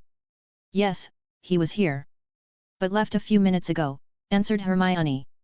Oh, blast it. Ron looked back at the corridor, probably considering if it was worth the effort, going back for another round of barging into every compartment. Can I sit here? He eventually said. Of course you can. It's not like we have the seats reserved or anything. Commented Harry. The redhead boy smiled and sat down next to Harry. So, how is he? He asked with excitement. How is who? Harry asked back, even though he already knew who Ron was asking about. Neville Longbottom, of course. Is he as amazing as the books say? Ron exclaimed loudly. Shouldn't you introduce yourself at least? Is basic manners. Hermione started at Ron with a disapproving frown. Oh, right. I'm Ron Weasley. Hermione Granger. Harry Potter. Nice to, wait, Potter? Are you related to Lyra Potter? Ron asked. I am. She is my little sister, why? Harry asked, wondering why Ron knew about his sister and what their relationship was. Crap, I'm already thinking like an overprotective older brother. She is friends with my sister Ginny. She and your mother have visited our house several times in the last year. Explained Ron. Harry found himself feeling relief at the explanation. Mother did mention that Lyra had a few friends that she visited often, and Ginny had the same age, so I guess it makes sense. Right, I didn't know about that. Now, tell me about him. Ron demanded. Did you see his scar? Did he look rich and famous to you? How did he defeat you know who? Oh my god, did I sound like that? No wonder he ran away. Hermione looked genuinely upset now. You did, and probably, Harry answered nonchalantly. The door was slammed open once more, this time even more with more force than Ron. A blonde boy with two big kids, one on each side, entered the compartment. Have any of you seen Neville Longbottom? Draco Malfoy demanded with authority. Harry finally sighed. This is going to be a long ride to Hogwarts. Chapter 16, Welcome to Hogwarts. After leaving the train, McGonagall rounded all the first years and escorted them to the lake, where the half-giant, Hagrid, was waiting for them. Harry was having a hard time keeping his straight face after seeing so many old friends who were now back among the living and looking happy. Hagrid looked at the first years and grinned. All right, little ones. Get on the boats, they will take you directly under the castle. Oh, and make sure not to fall, I forgot to feed the giant squid this week. He is joking about that last part, right? Said Ron with worry. I read about the giant squid living in the lake, but I don't think it eats people. Commented Hermione, looking a bit worried too. Haha, Don't you worry, Weasley. I'm sure the squid would spit you back out. He doesn't like to eat trash. Draco Malfoy gave a passing glance to both Ron and Hermione when he said that. Malfoy! Ron growled. This was the third time that Harry had to stop the redhead boy from jumping at Malfoy and it was getting tiresome. Enough, wait at least for the school to start and then you can request a formal duel if you want. A duel? Oh, that's right. You just wait, Malfoy. Ron's anger quickly subsided and was replaced by joy. Malfoy now looked slightly worried but did his best to hide it. Tisk, like I would be scared of someone like you. I'll duel you anytime you want. I bet you can't even use a single spell yet. Ron just sent Malfoy one last threatening glance before looking away, but the truth was that he didn't really know any spell yet. The only one his older siblings had taught him turned out to be just a prank. The boats were for 4 people, so the trio chose one boat that already had 1 occupant in it. When the boy turned around to see who else had gotten in, he made a disgruntled expression when his eyes landed on Hermione. "Oh, it's you guys," said Neville, not sounding very excited. Ron looked at Neville with interest as if trying to find something about him. His eyes then widened in recognition. "By Merlin, you really are." Ron was interrupted when the boat started to move by itself, surprising the occupants. "Whoa, eh. Ron was about to fall into the water when Harry grabbed him. "Thank mate!" the redhead exclaimed before turning his eyes back to Neville, who was now looking away from him. Ron may have perceived the tension in the air because he decided to stay quiet for now. The boats arrived safely under the castle, where another professor was waiting for them to guide them further into the castle. The group of first-year students soon found themselves admiring the Great Hall of Hogwarts while the rest of the school stared at them with interest. "Whoa, what's with the roof? I can see the sky." One of the kids pointed up, to the enchanted ceiling. "It was enchanted by the founders themselves, I read about it in Hogwarts, a history." Hermione hurried to share her knowledge, even if no one had asked. "Why is everyone staring at us? It must be because we need to do the sorting now." 2 students commented. "What are they going to make us do?" said Ron with horror. "My brothers told me that we have to fight a troll." "Don't be ridiculous, Weasley." Draco made his way to the front of the line where Harry and the others were. "If you have nothing intelligent to say, it's best if you keep quiet." Ron threw Malfoy a nasty gaze. "No one asked for your opinion, Malfoy. I bet you don't know anything about the sorting either." "Humph, the contents of the sorting ceremony are something that has been kept secret from the first years since the founding of the school," Draco said with a knowing smile. "There is, however, someone among us who may know something about it." He walked until he was in front of Neville. "Maybe the famous Neville Longbottom knows about it." There were many gasps of surprise and murmurs among the group who had just realized, the famous boy who lived was among them. All eyes became completely focused on Neville and murmurs started to become more audible. "It's really him. By Merlin, he is actually here. He looks a lot more fat than in the books." Neville lowered his shoulders and looked down, wanting to be somewhere else.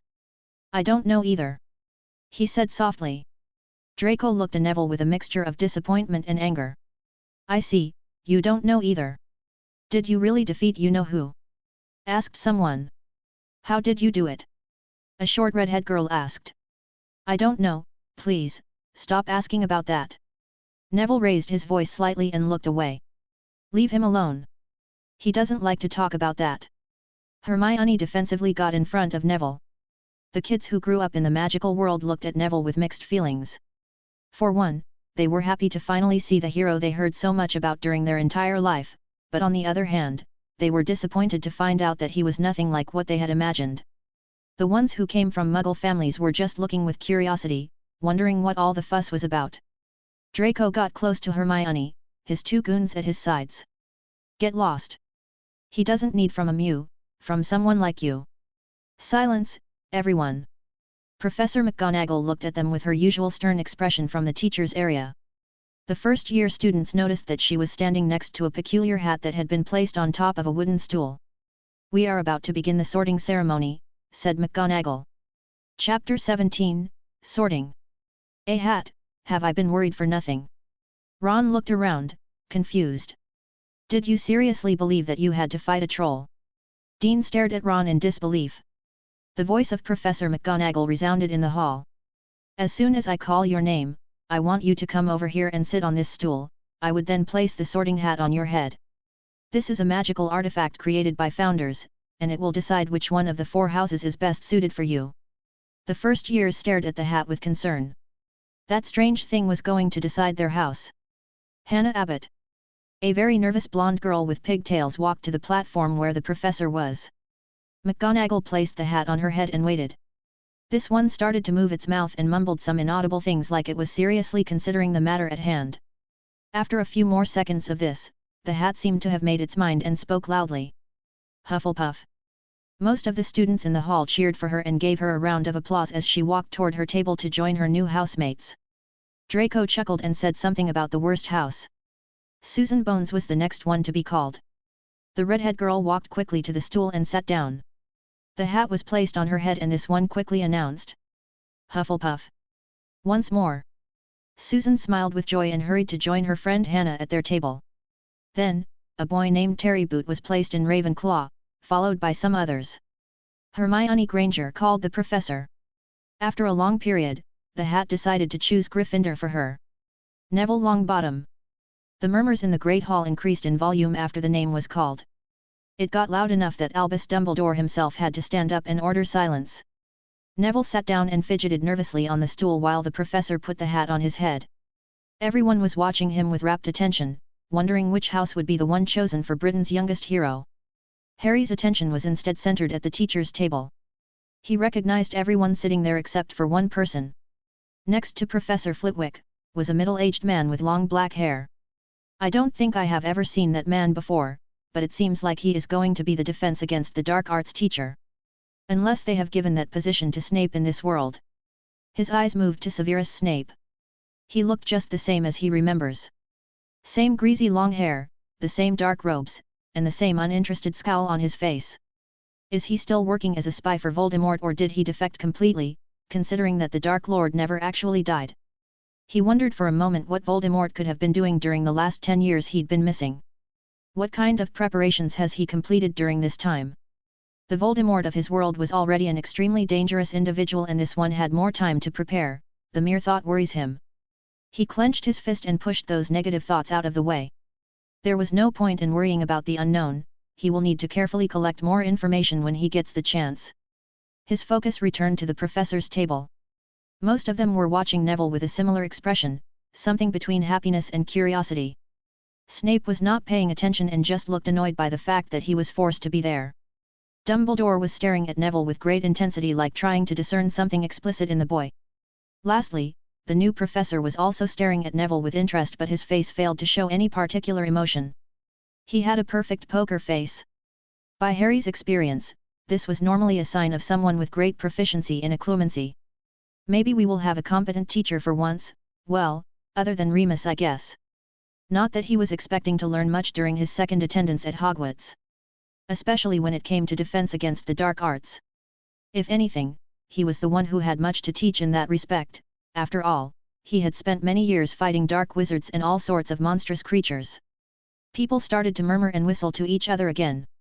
It has been almost 10 minutes since Neville put the hat on but this one has yet to make a decision and people were getting anxious. What's wrong?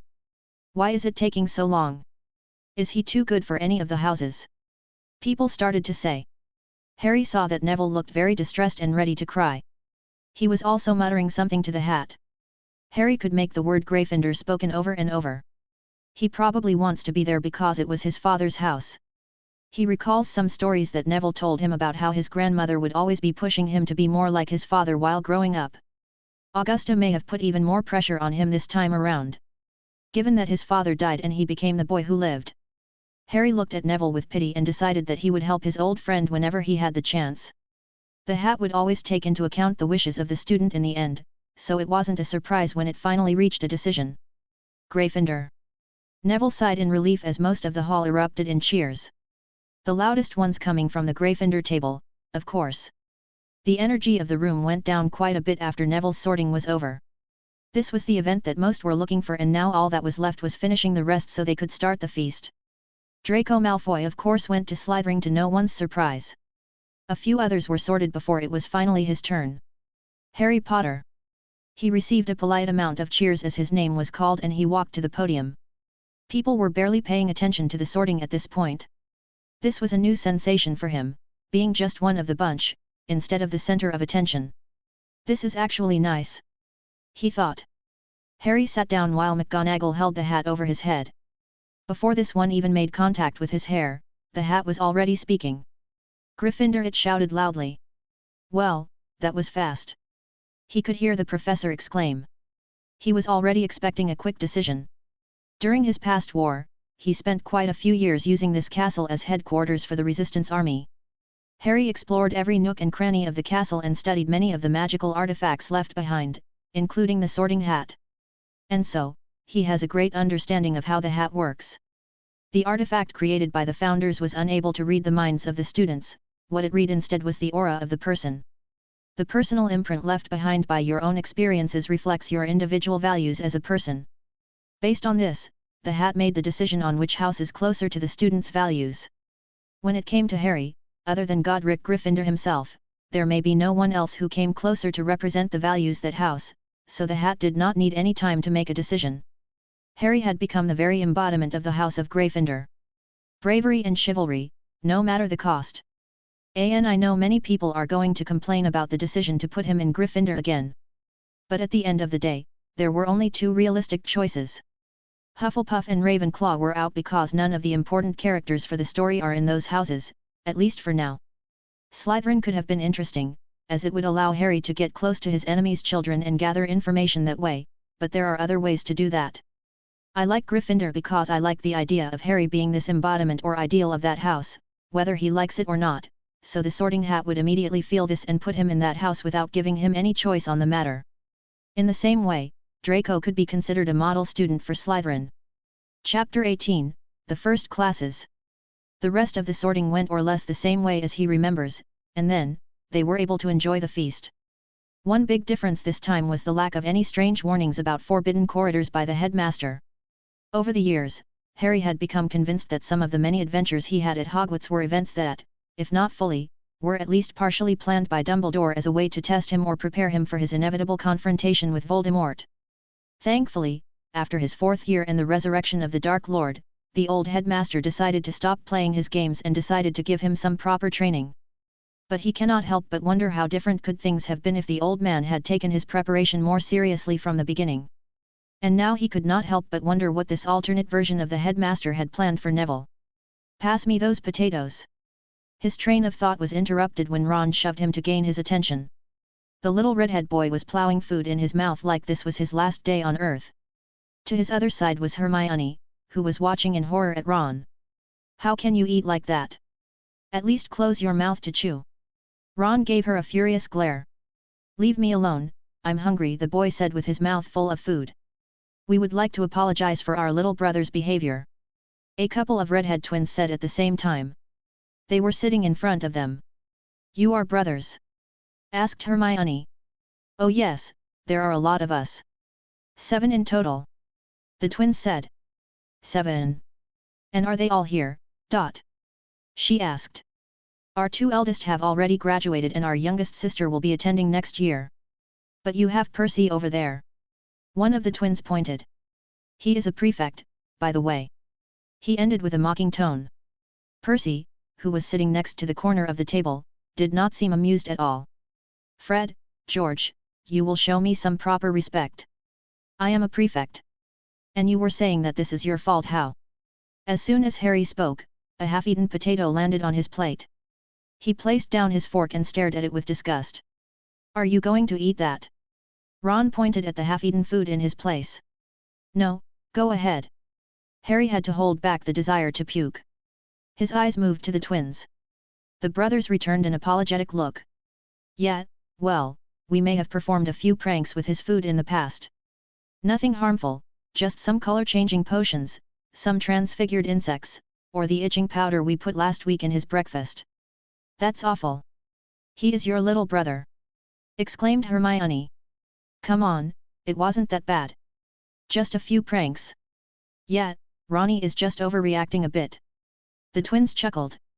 So now he eats everything quickest to prevent you from messing with his food. Harry concluded. Most of the table was more focused on Neville. He was sitting between Hermione and Seamus. The boy was drilling poor Neville with questions and this one was too shy to tell him to shut up, so he just answered in the briefest manner he could. Harry's attention moved to a conversation between two older boys. They were talking about the new professor of defense. Do you know anything about him?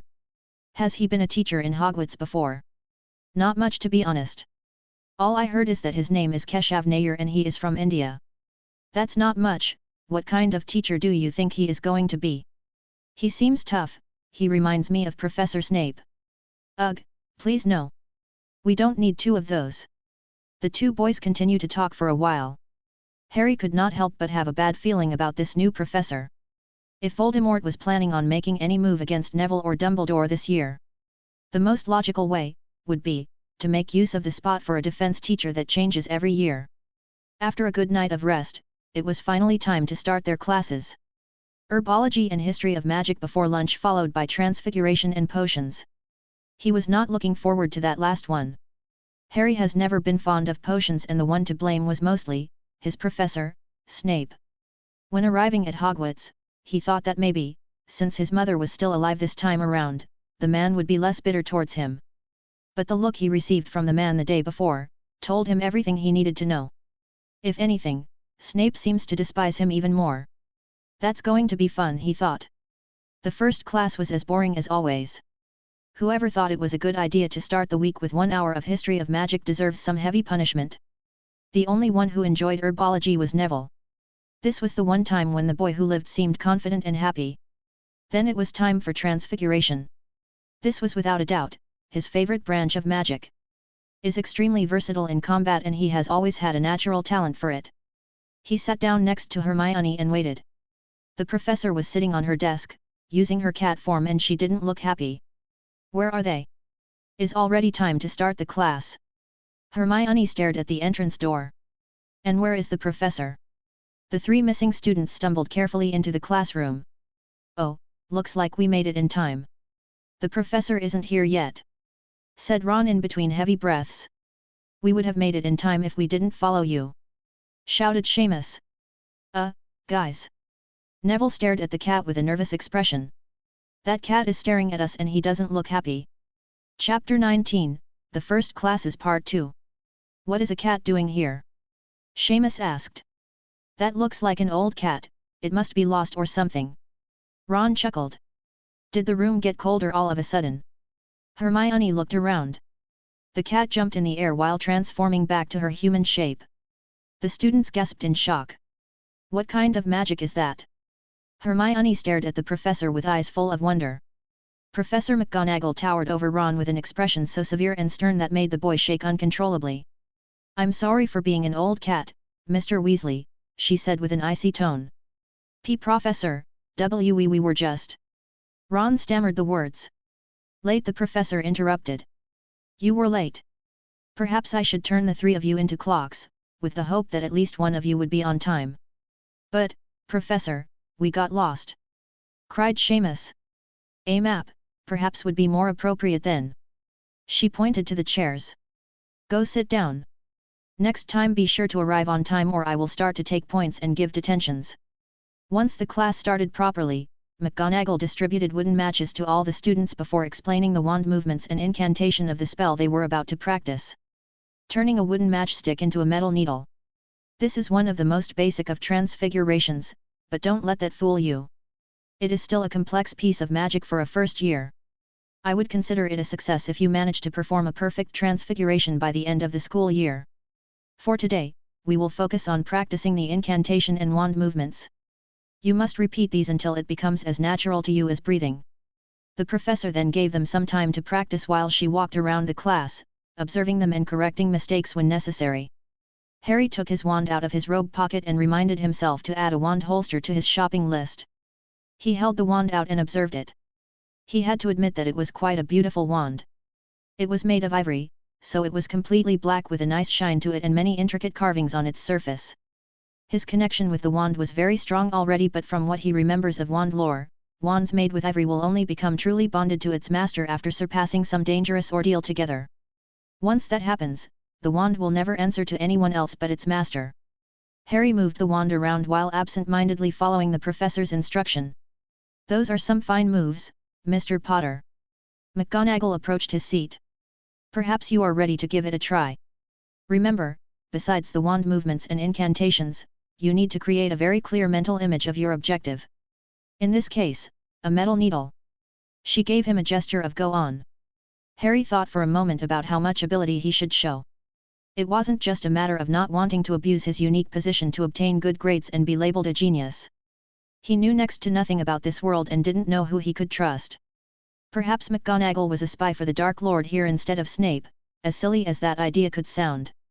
Until I gain more information about what is going on in this school, is better if I try to lay low, he decided. His eyes focused on the matchstick, his hand performed the correct movements and he spoke the correct incantation. The matchstick starts to change shape before the attentive gaze of the professor. Oh, McGonagall spoke with a tinge of disappointment.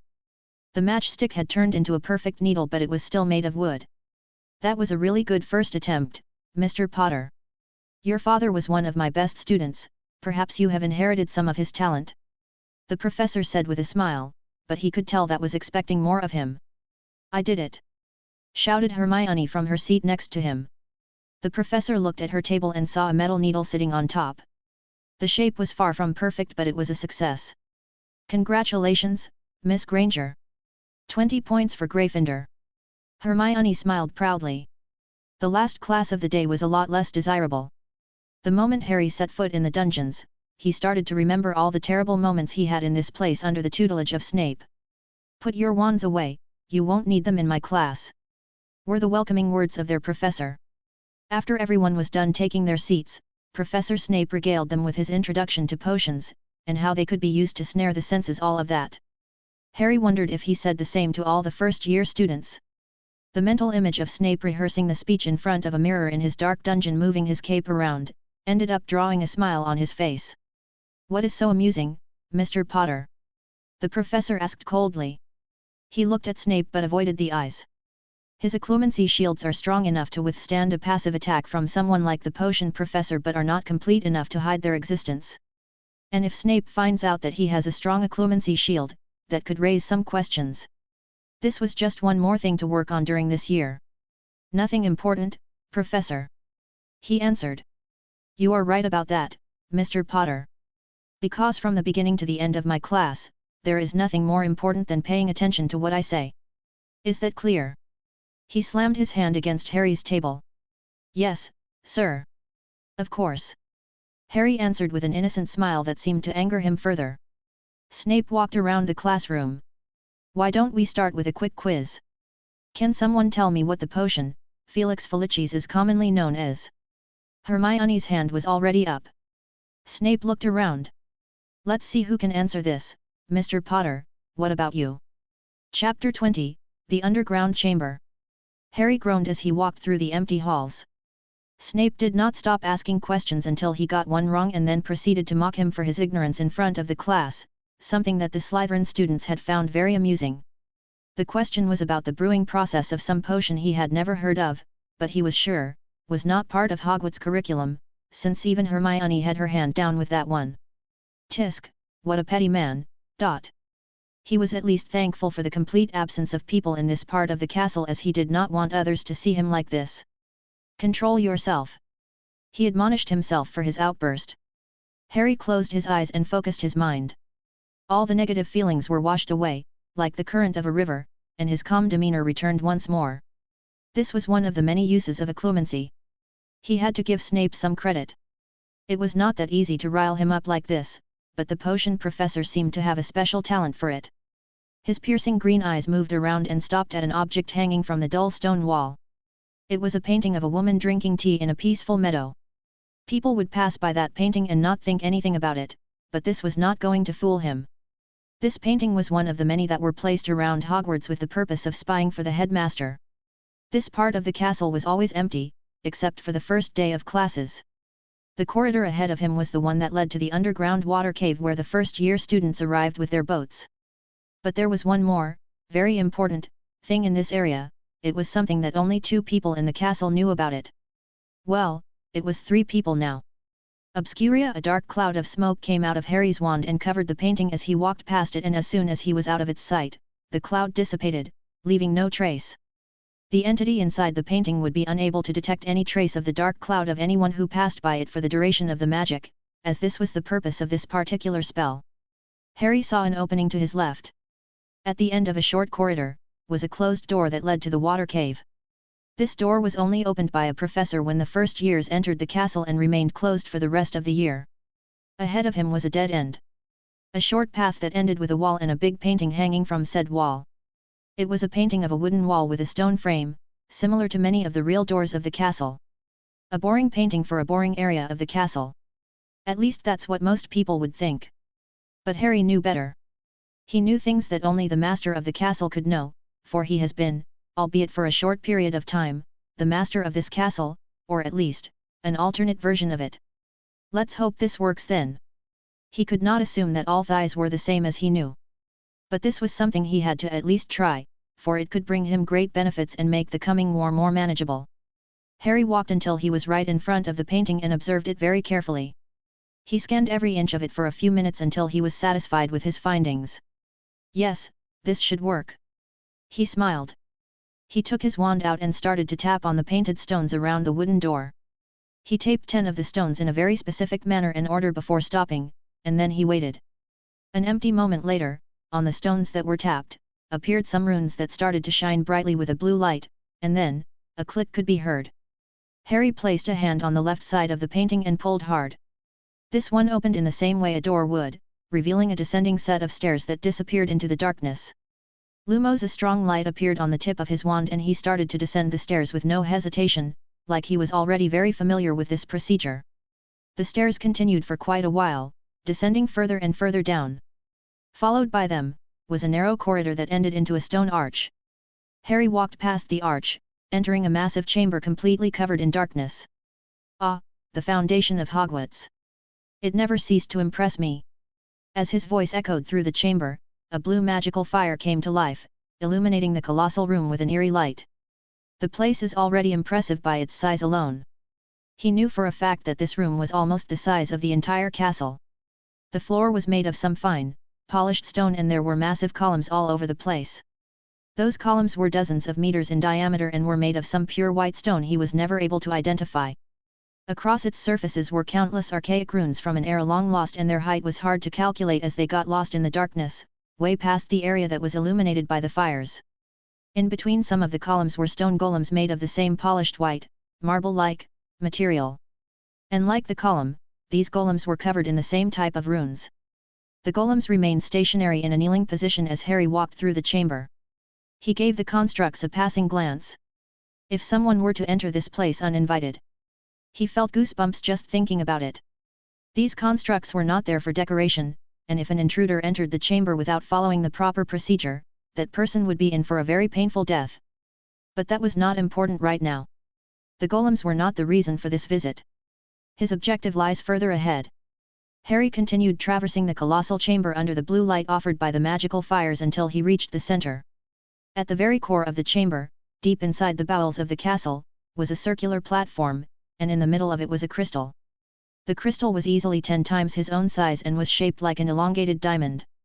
It floated a few feet in the air and kept a constant rotation while emitting a pleasant sound. This was the Arc's Stone of Hogwarts. Its very source of power and the biggest magical stone in the whole world. And of course, the reason he came to this place. Chapter 21, The Professor of Defense. He stepped onto the circular platform and as soon as he did, the crystal ceased its rotation and remained still while floating in the air. Harry observed the surface of the Arc's Stone. There were ancient runes carved over its surface, the same type of runes used in the rest of the chamber.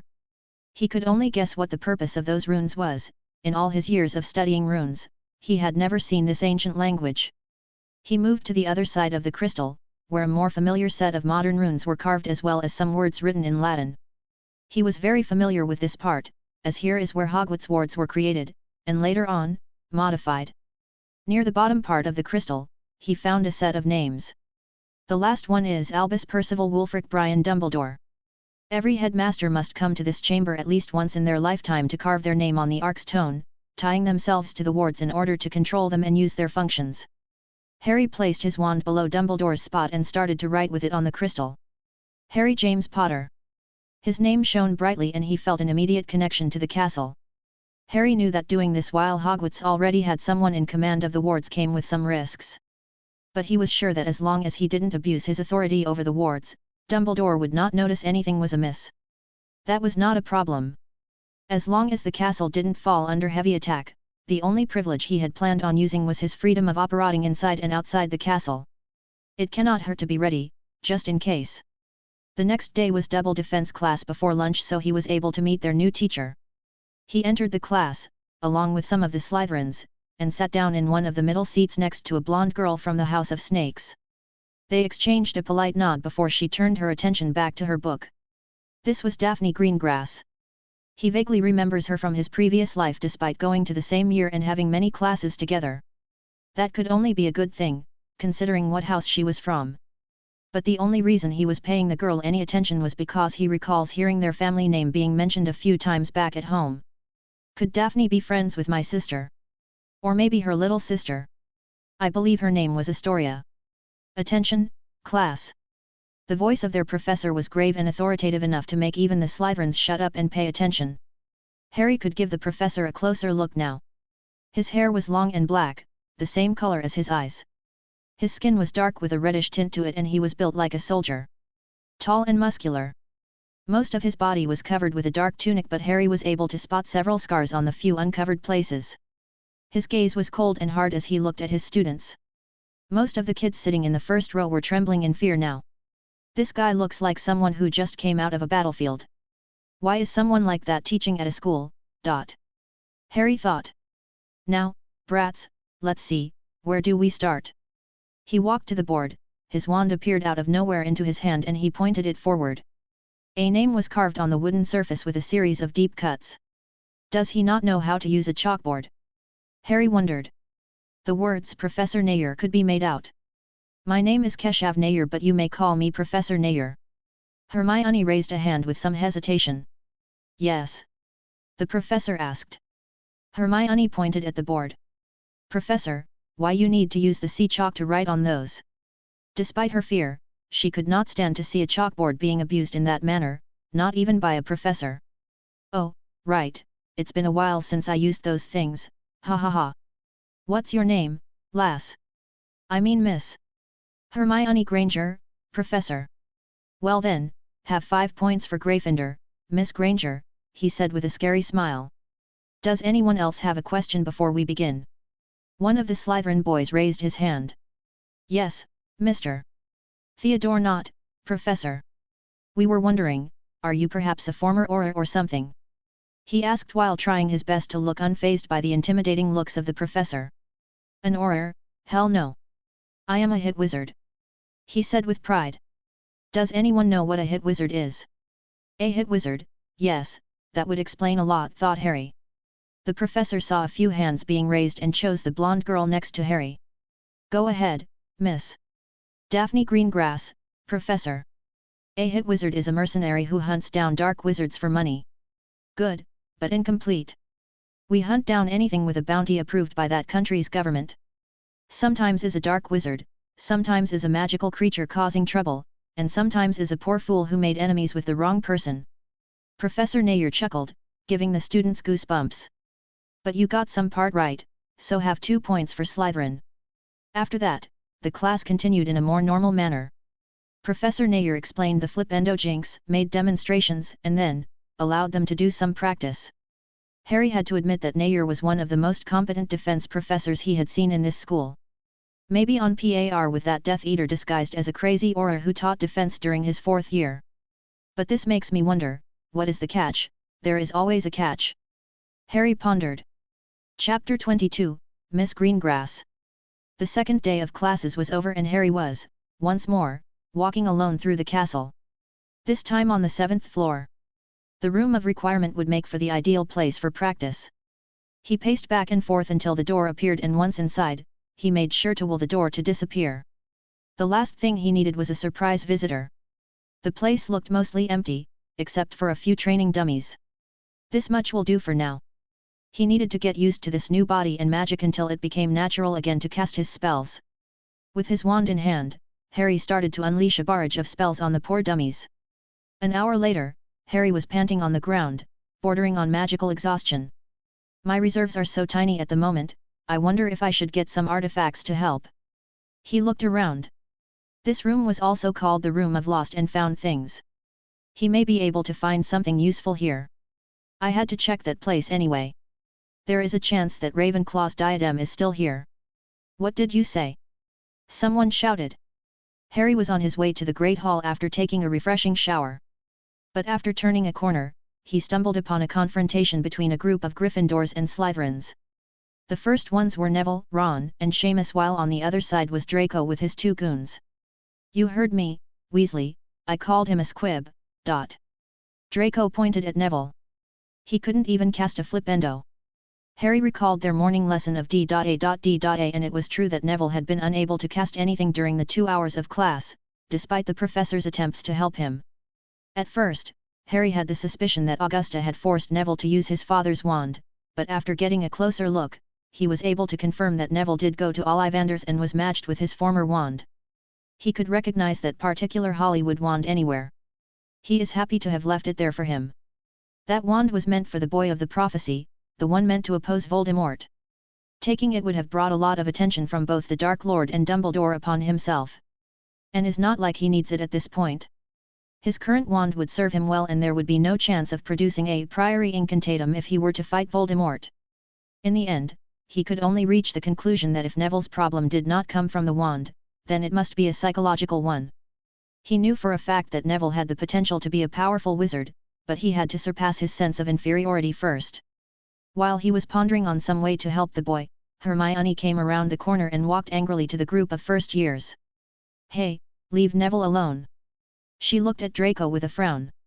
Oh, great, the teacher's pet is here too. Draco rolled his eyes. Neville was hardly the only one who failed to cast the spell. Hermione added. Yes, that's what I was about to. Seamus got interrupted by Hermione, who had yet to finish her argument. Like for example, Seamus, who set the training dummy on fire. Hey! Complained Seamus. At least that did some damage, is a class about defense after all. Harry then noticed that a small girl with short black hair and green robes had stopped next to him and was watching the argument with an angry expression. Are you going to get involved in this too? He decided to ask. Draco doesn't need my help with those idiots.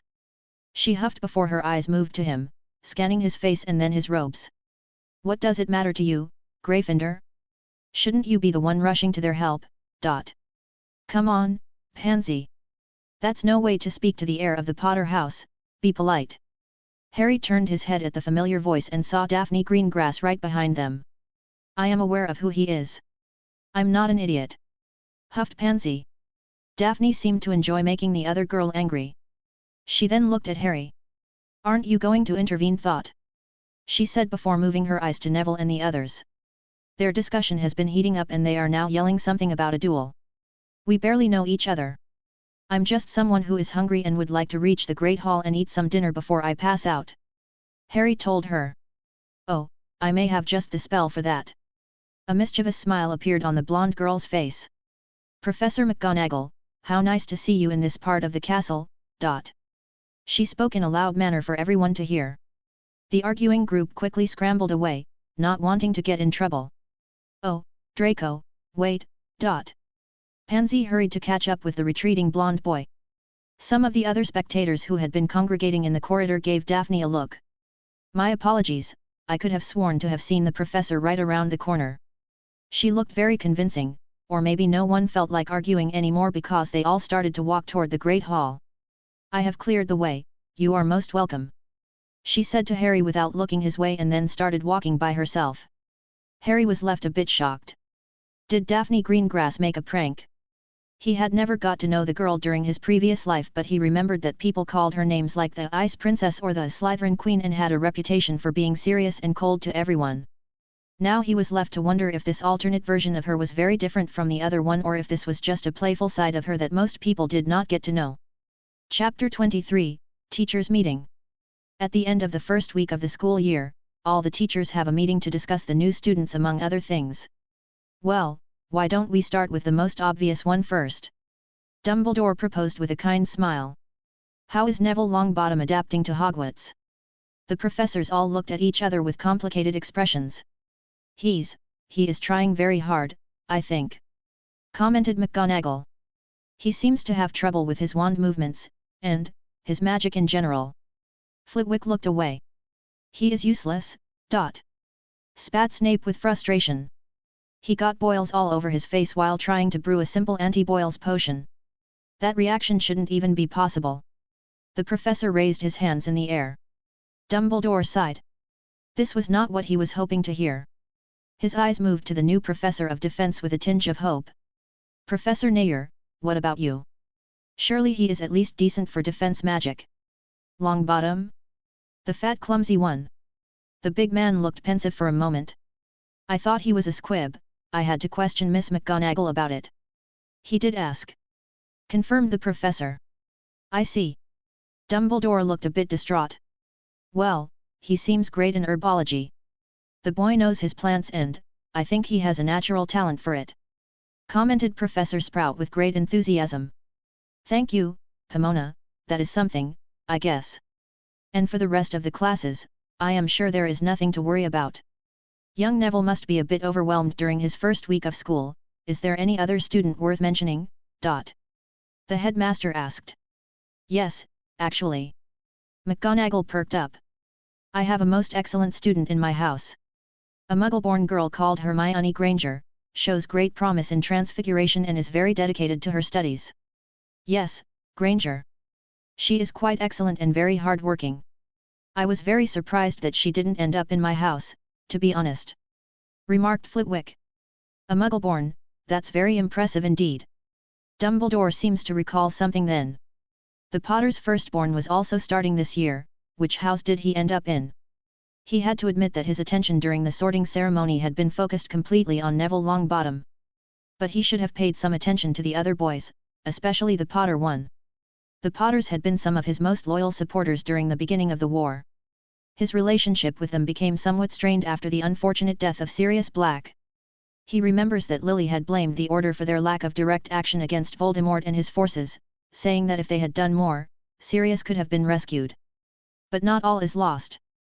He has managed to maintain casual correspondence with James Potter after the defeat of Voldemort, and he was sure that the Potters would come back to his side once the Dark Lord makes his return, so he should keep at least a casual eye on their son and make sure he does not fall with the wrong crew.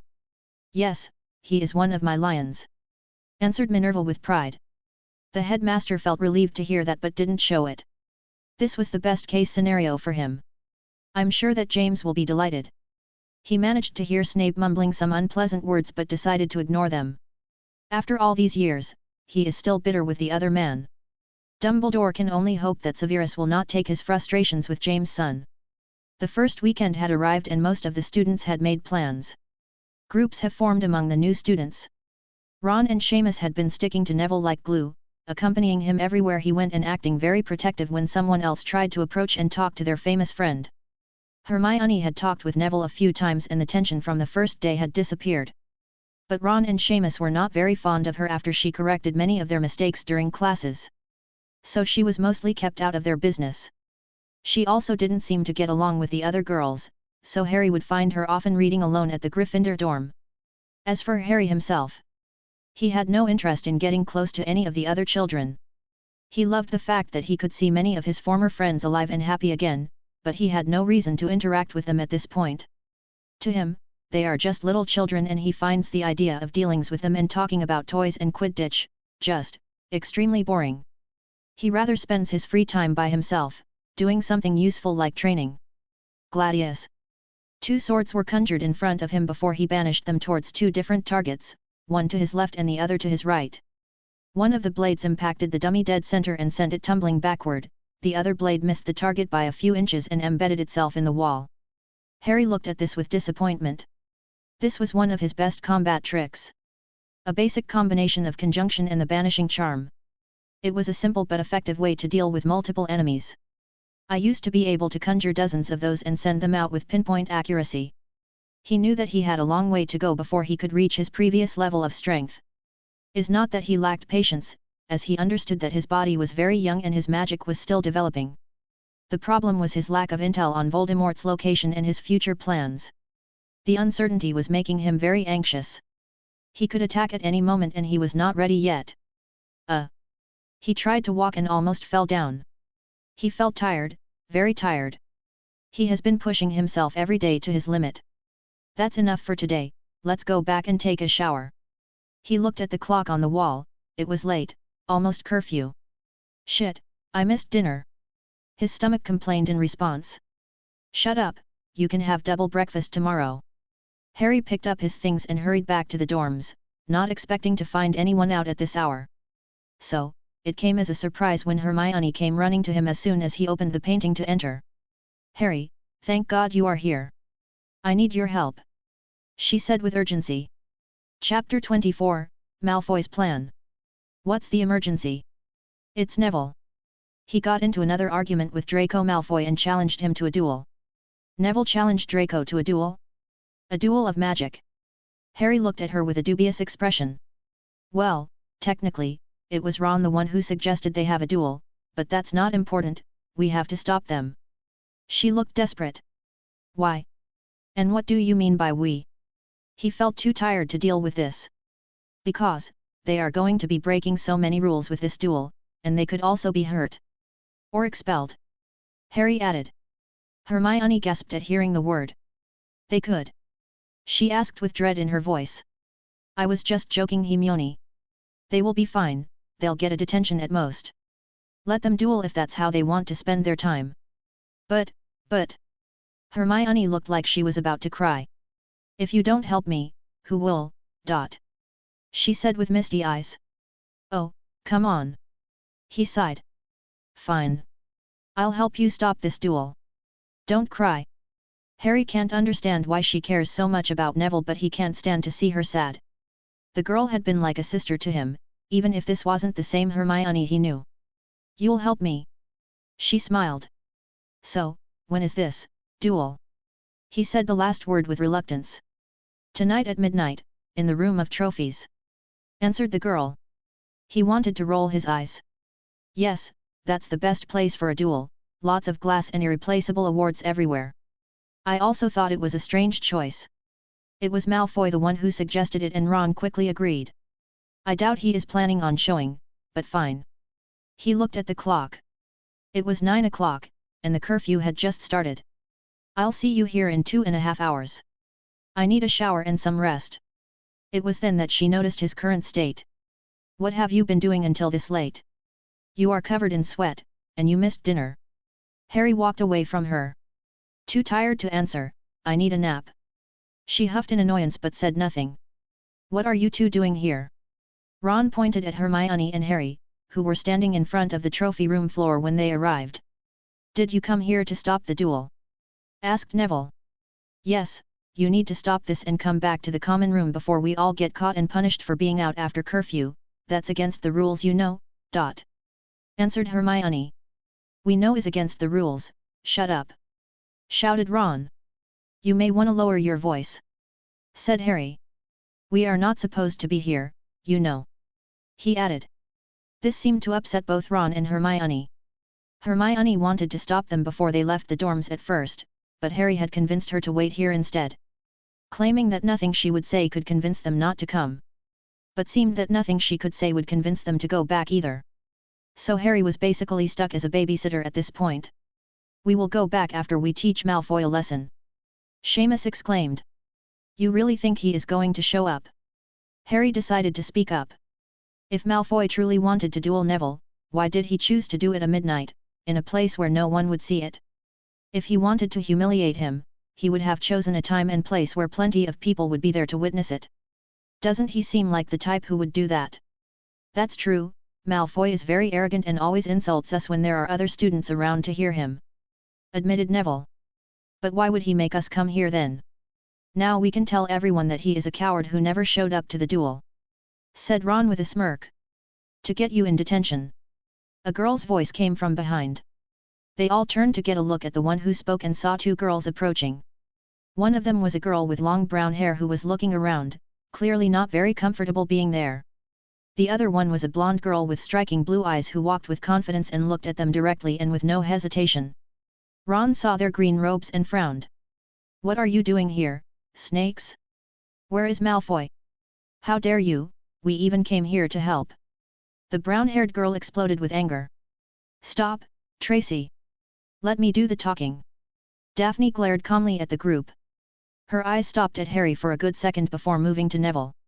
We overheard a conversation between Malfoy and some Slytherin boys. He was bragging about how he tricked you into breaking the curfew and how he gave Argus Filch a note, saying that some Gryffindor students were planning on sneaking in the trophy room at midnight for some prank, she explained. So, this was a trap then? Realized Neville. Why should we believe you? You could be working with Malfoy. Seamus looked at Daphne. I told you. We shouldn't have bothered with them. Let's go back. Tracy pulled from her friend's robes. Look, we took a risk to come here to warn you, but if you refuse to believe my words, so be it. She turned around and started to walk away with Tracy quickly following. You can't go back that way. Filch is there already. Harry's warning was just loud enough for everyone to hear. What are you saying now? Tracy glared at Harry with a frown. Oh no, let's go the other way. Daphne said with urgency. Tracy was going to question the reason for her decision, but that was not necessary when they heard a loud hiss. That's Filch's cat! Ron shouted. They had several unpleasant encounters with the janitor and his mangy cat during the week. So it was easy for Ron to recognize the creature.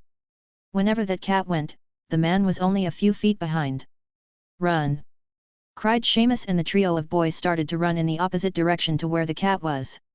Neville gave Harry and Hermione a quick glance and spoke a come on to the two of them. Chapter 25, Let's Hide. Hermione did not move. She had gone completely pale and was staring at the cat. Harry knew her well enough to know that she was probably thinking about all the trouble they were going to get in for this. The detentions, the permanent record, the loss of points. There was no time to argue with the girl, so he took her hand and started to drag her away while Daphne and Tracy followed behind. When they turned the next corner to the right, there was no more trace of Neville, Ron, and Seamus. Those chubby boys can run surprisingly fast, Daphne commented. Where are they, Miss Norris? The unpleasant voice of the janitor could be heard getting closer, and his steps started to get faster. Hermione's grip on his hand got a lot stronger. We are going to be expelled, she whispered. Harry scanned the corridor ahead. There were a few doors. But none of those were classrooms, not that they could hide there either unless they forced their way in. He pulled Hermione a bit faster. The girl was too worried to pay attention to their surroundings and just let herself be dragged along by Harry. Daphne gave him a few looks. Probably wondering what he was looking for. Harry then found the room he had been looking for and stopped at the entrance. What are you doing? Keep running, said Tracy. All the classrooms are closed at night. And I don't think this is even a classroom. Daphne looked at the door. It was much smaller than the classroom doors she had seen so far, but she was still very unfamiliar with the castle. Harry placed his hand on the handle and it immediately unlocked with a soft click. After inscribing his name on the Ark's stone with the other headmasters of the school, as far as Hogwarts was concerned, Harry had the full authority of the castle master and could enter any room he wanted at any time of the day. There was no door in the castle he could not open. He unlocked the door and hushed the others inside before closing it back again. Keep quiet, he whispered, and the girls nodded. They all waited in silence as Filch walked past the door, and they got tensed when they heard him stop. What is it, Miss Norris? Where are they? They waited a bit more but could not hear any more steps, which could only mean he was standing still, looking for them. No, Miss Norris, they cannot be here. These rooms are sealed, no students could open them. Let's go. They must have run very fast. We have to catch them. The hurried steps of Filch started to sound far away and they could breathe in relief. We are safe. Wow, that was close, said Tracy. Yes, my dad would kill me if I got detention on the first week, Daphne added. Hermione seemed to be recovering from her panic attack from earlier but still said nothing. They glanced around the room. This is clearly not a classroom, commented Tracy. The room was a lot smaller than a classroom, was tastefully decorated, and filled with accommodations like several leather couches, coffee tables, and elegant chairs. I didn't know Hogwarts had rooms like these. This looks like a waiting room for guests. We have something like this in my family Manor, said Daphne. Hogwarts used to host parties and reunions between noble houses in the past. They must have used rooms like this one back then. They all turned to look at Hermione. She shied away from the attention but continued. It's in Hogwarts, A History, Volume 1. Say, Potter, how did you open the door? It was clearly locked. Daphne asked. My father and his friends spent many years uncovering the secrets of this castle, and he then shared some of that knowledge with me. It was the only explanation he could come up with that didn't mention time travel or dimensional jumping. He walked to the nearby fireplace and pushed on one of the bricks. The back part of the fireplace opened, revealing a dark corridor behind. That will lead you to the dungeons. I trust you know how to use the Lumos charm. The three girls looked at him with shocked expressions. If you have questions, leave them for another occasion. We need to be back at our common rooms before Filch can warn our house heads. Daphne and Tracy looked at each other and nodded. Very well, Potter. We can talk on a different day. She pulled her wand and softly said Lumos. The tip of the wand became bright like a light bulb. She did not hesitate to enter the hole in the fireplace and disappeared with her friend following behind. Once they were gone, the entrance closed by itself. Let's go back. It should be safe now. Harry gave Hermione a look. Do I need to hold your hand again? He asked. Hermione became a bit embarrassed. I'm fine now. She huffed. They left the room and walked at a brisk pace without talking, and just a few minutes later they reached the painting of the fat lady that covered the entrance to the Gryffindor common room. Oh no, she is sleeping. Hermione pointed at the fat lady. She was lying comfortably on a big couch and snoring. Harry could have just opened the painting without the guardian permission, but that would have been too harder to explain compared to opening a normal door. He instead tapped on the painting with his wand. She is going to be mad. Hermione whispered with worry. Wake up already and let us in, Harry demanded. The lady opened her eyes and looked at them with a very displeased expression. Is well past curfew, where were the two of you? We lost track of time while snogging in a broom closet. The password is Lion's Pride. Now open up. The fat lady looked outraged and Hermione became red as a tomato. I never, huff. Children these days. I can't believe this. The big woman started to complain but opened up the entrance anyway. Harry went inside followed by an embarrassed Hermione. Harry, why did you say that? Hermione slapped his shoulder. Did you want me to tell the truth? Besides, who cares if she judges us? It's just a painting. Harry shrugged. Fine. I'll never ask you for help again. She shouted before storming up the stairs. If only that was true, I'm so tired. Harry let out a yawn and went to his bed. Thanks for listening.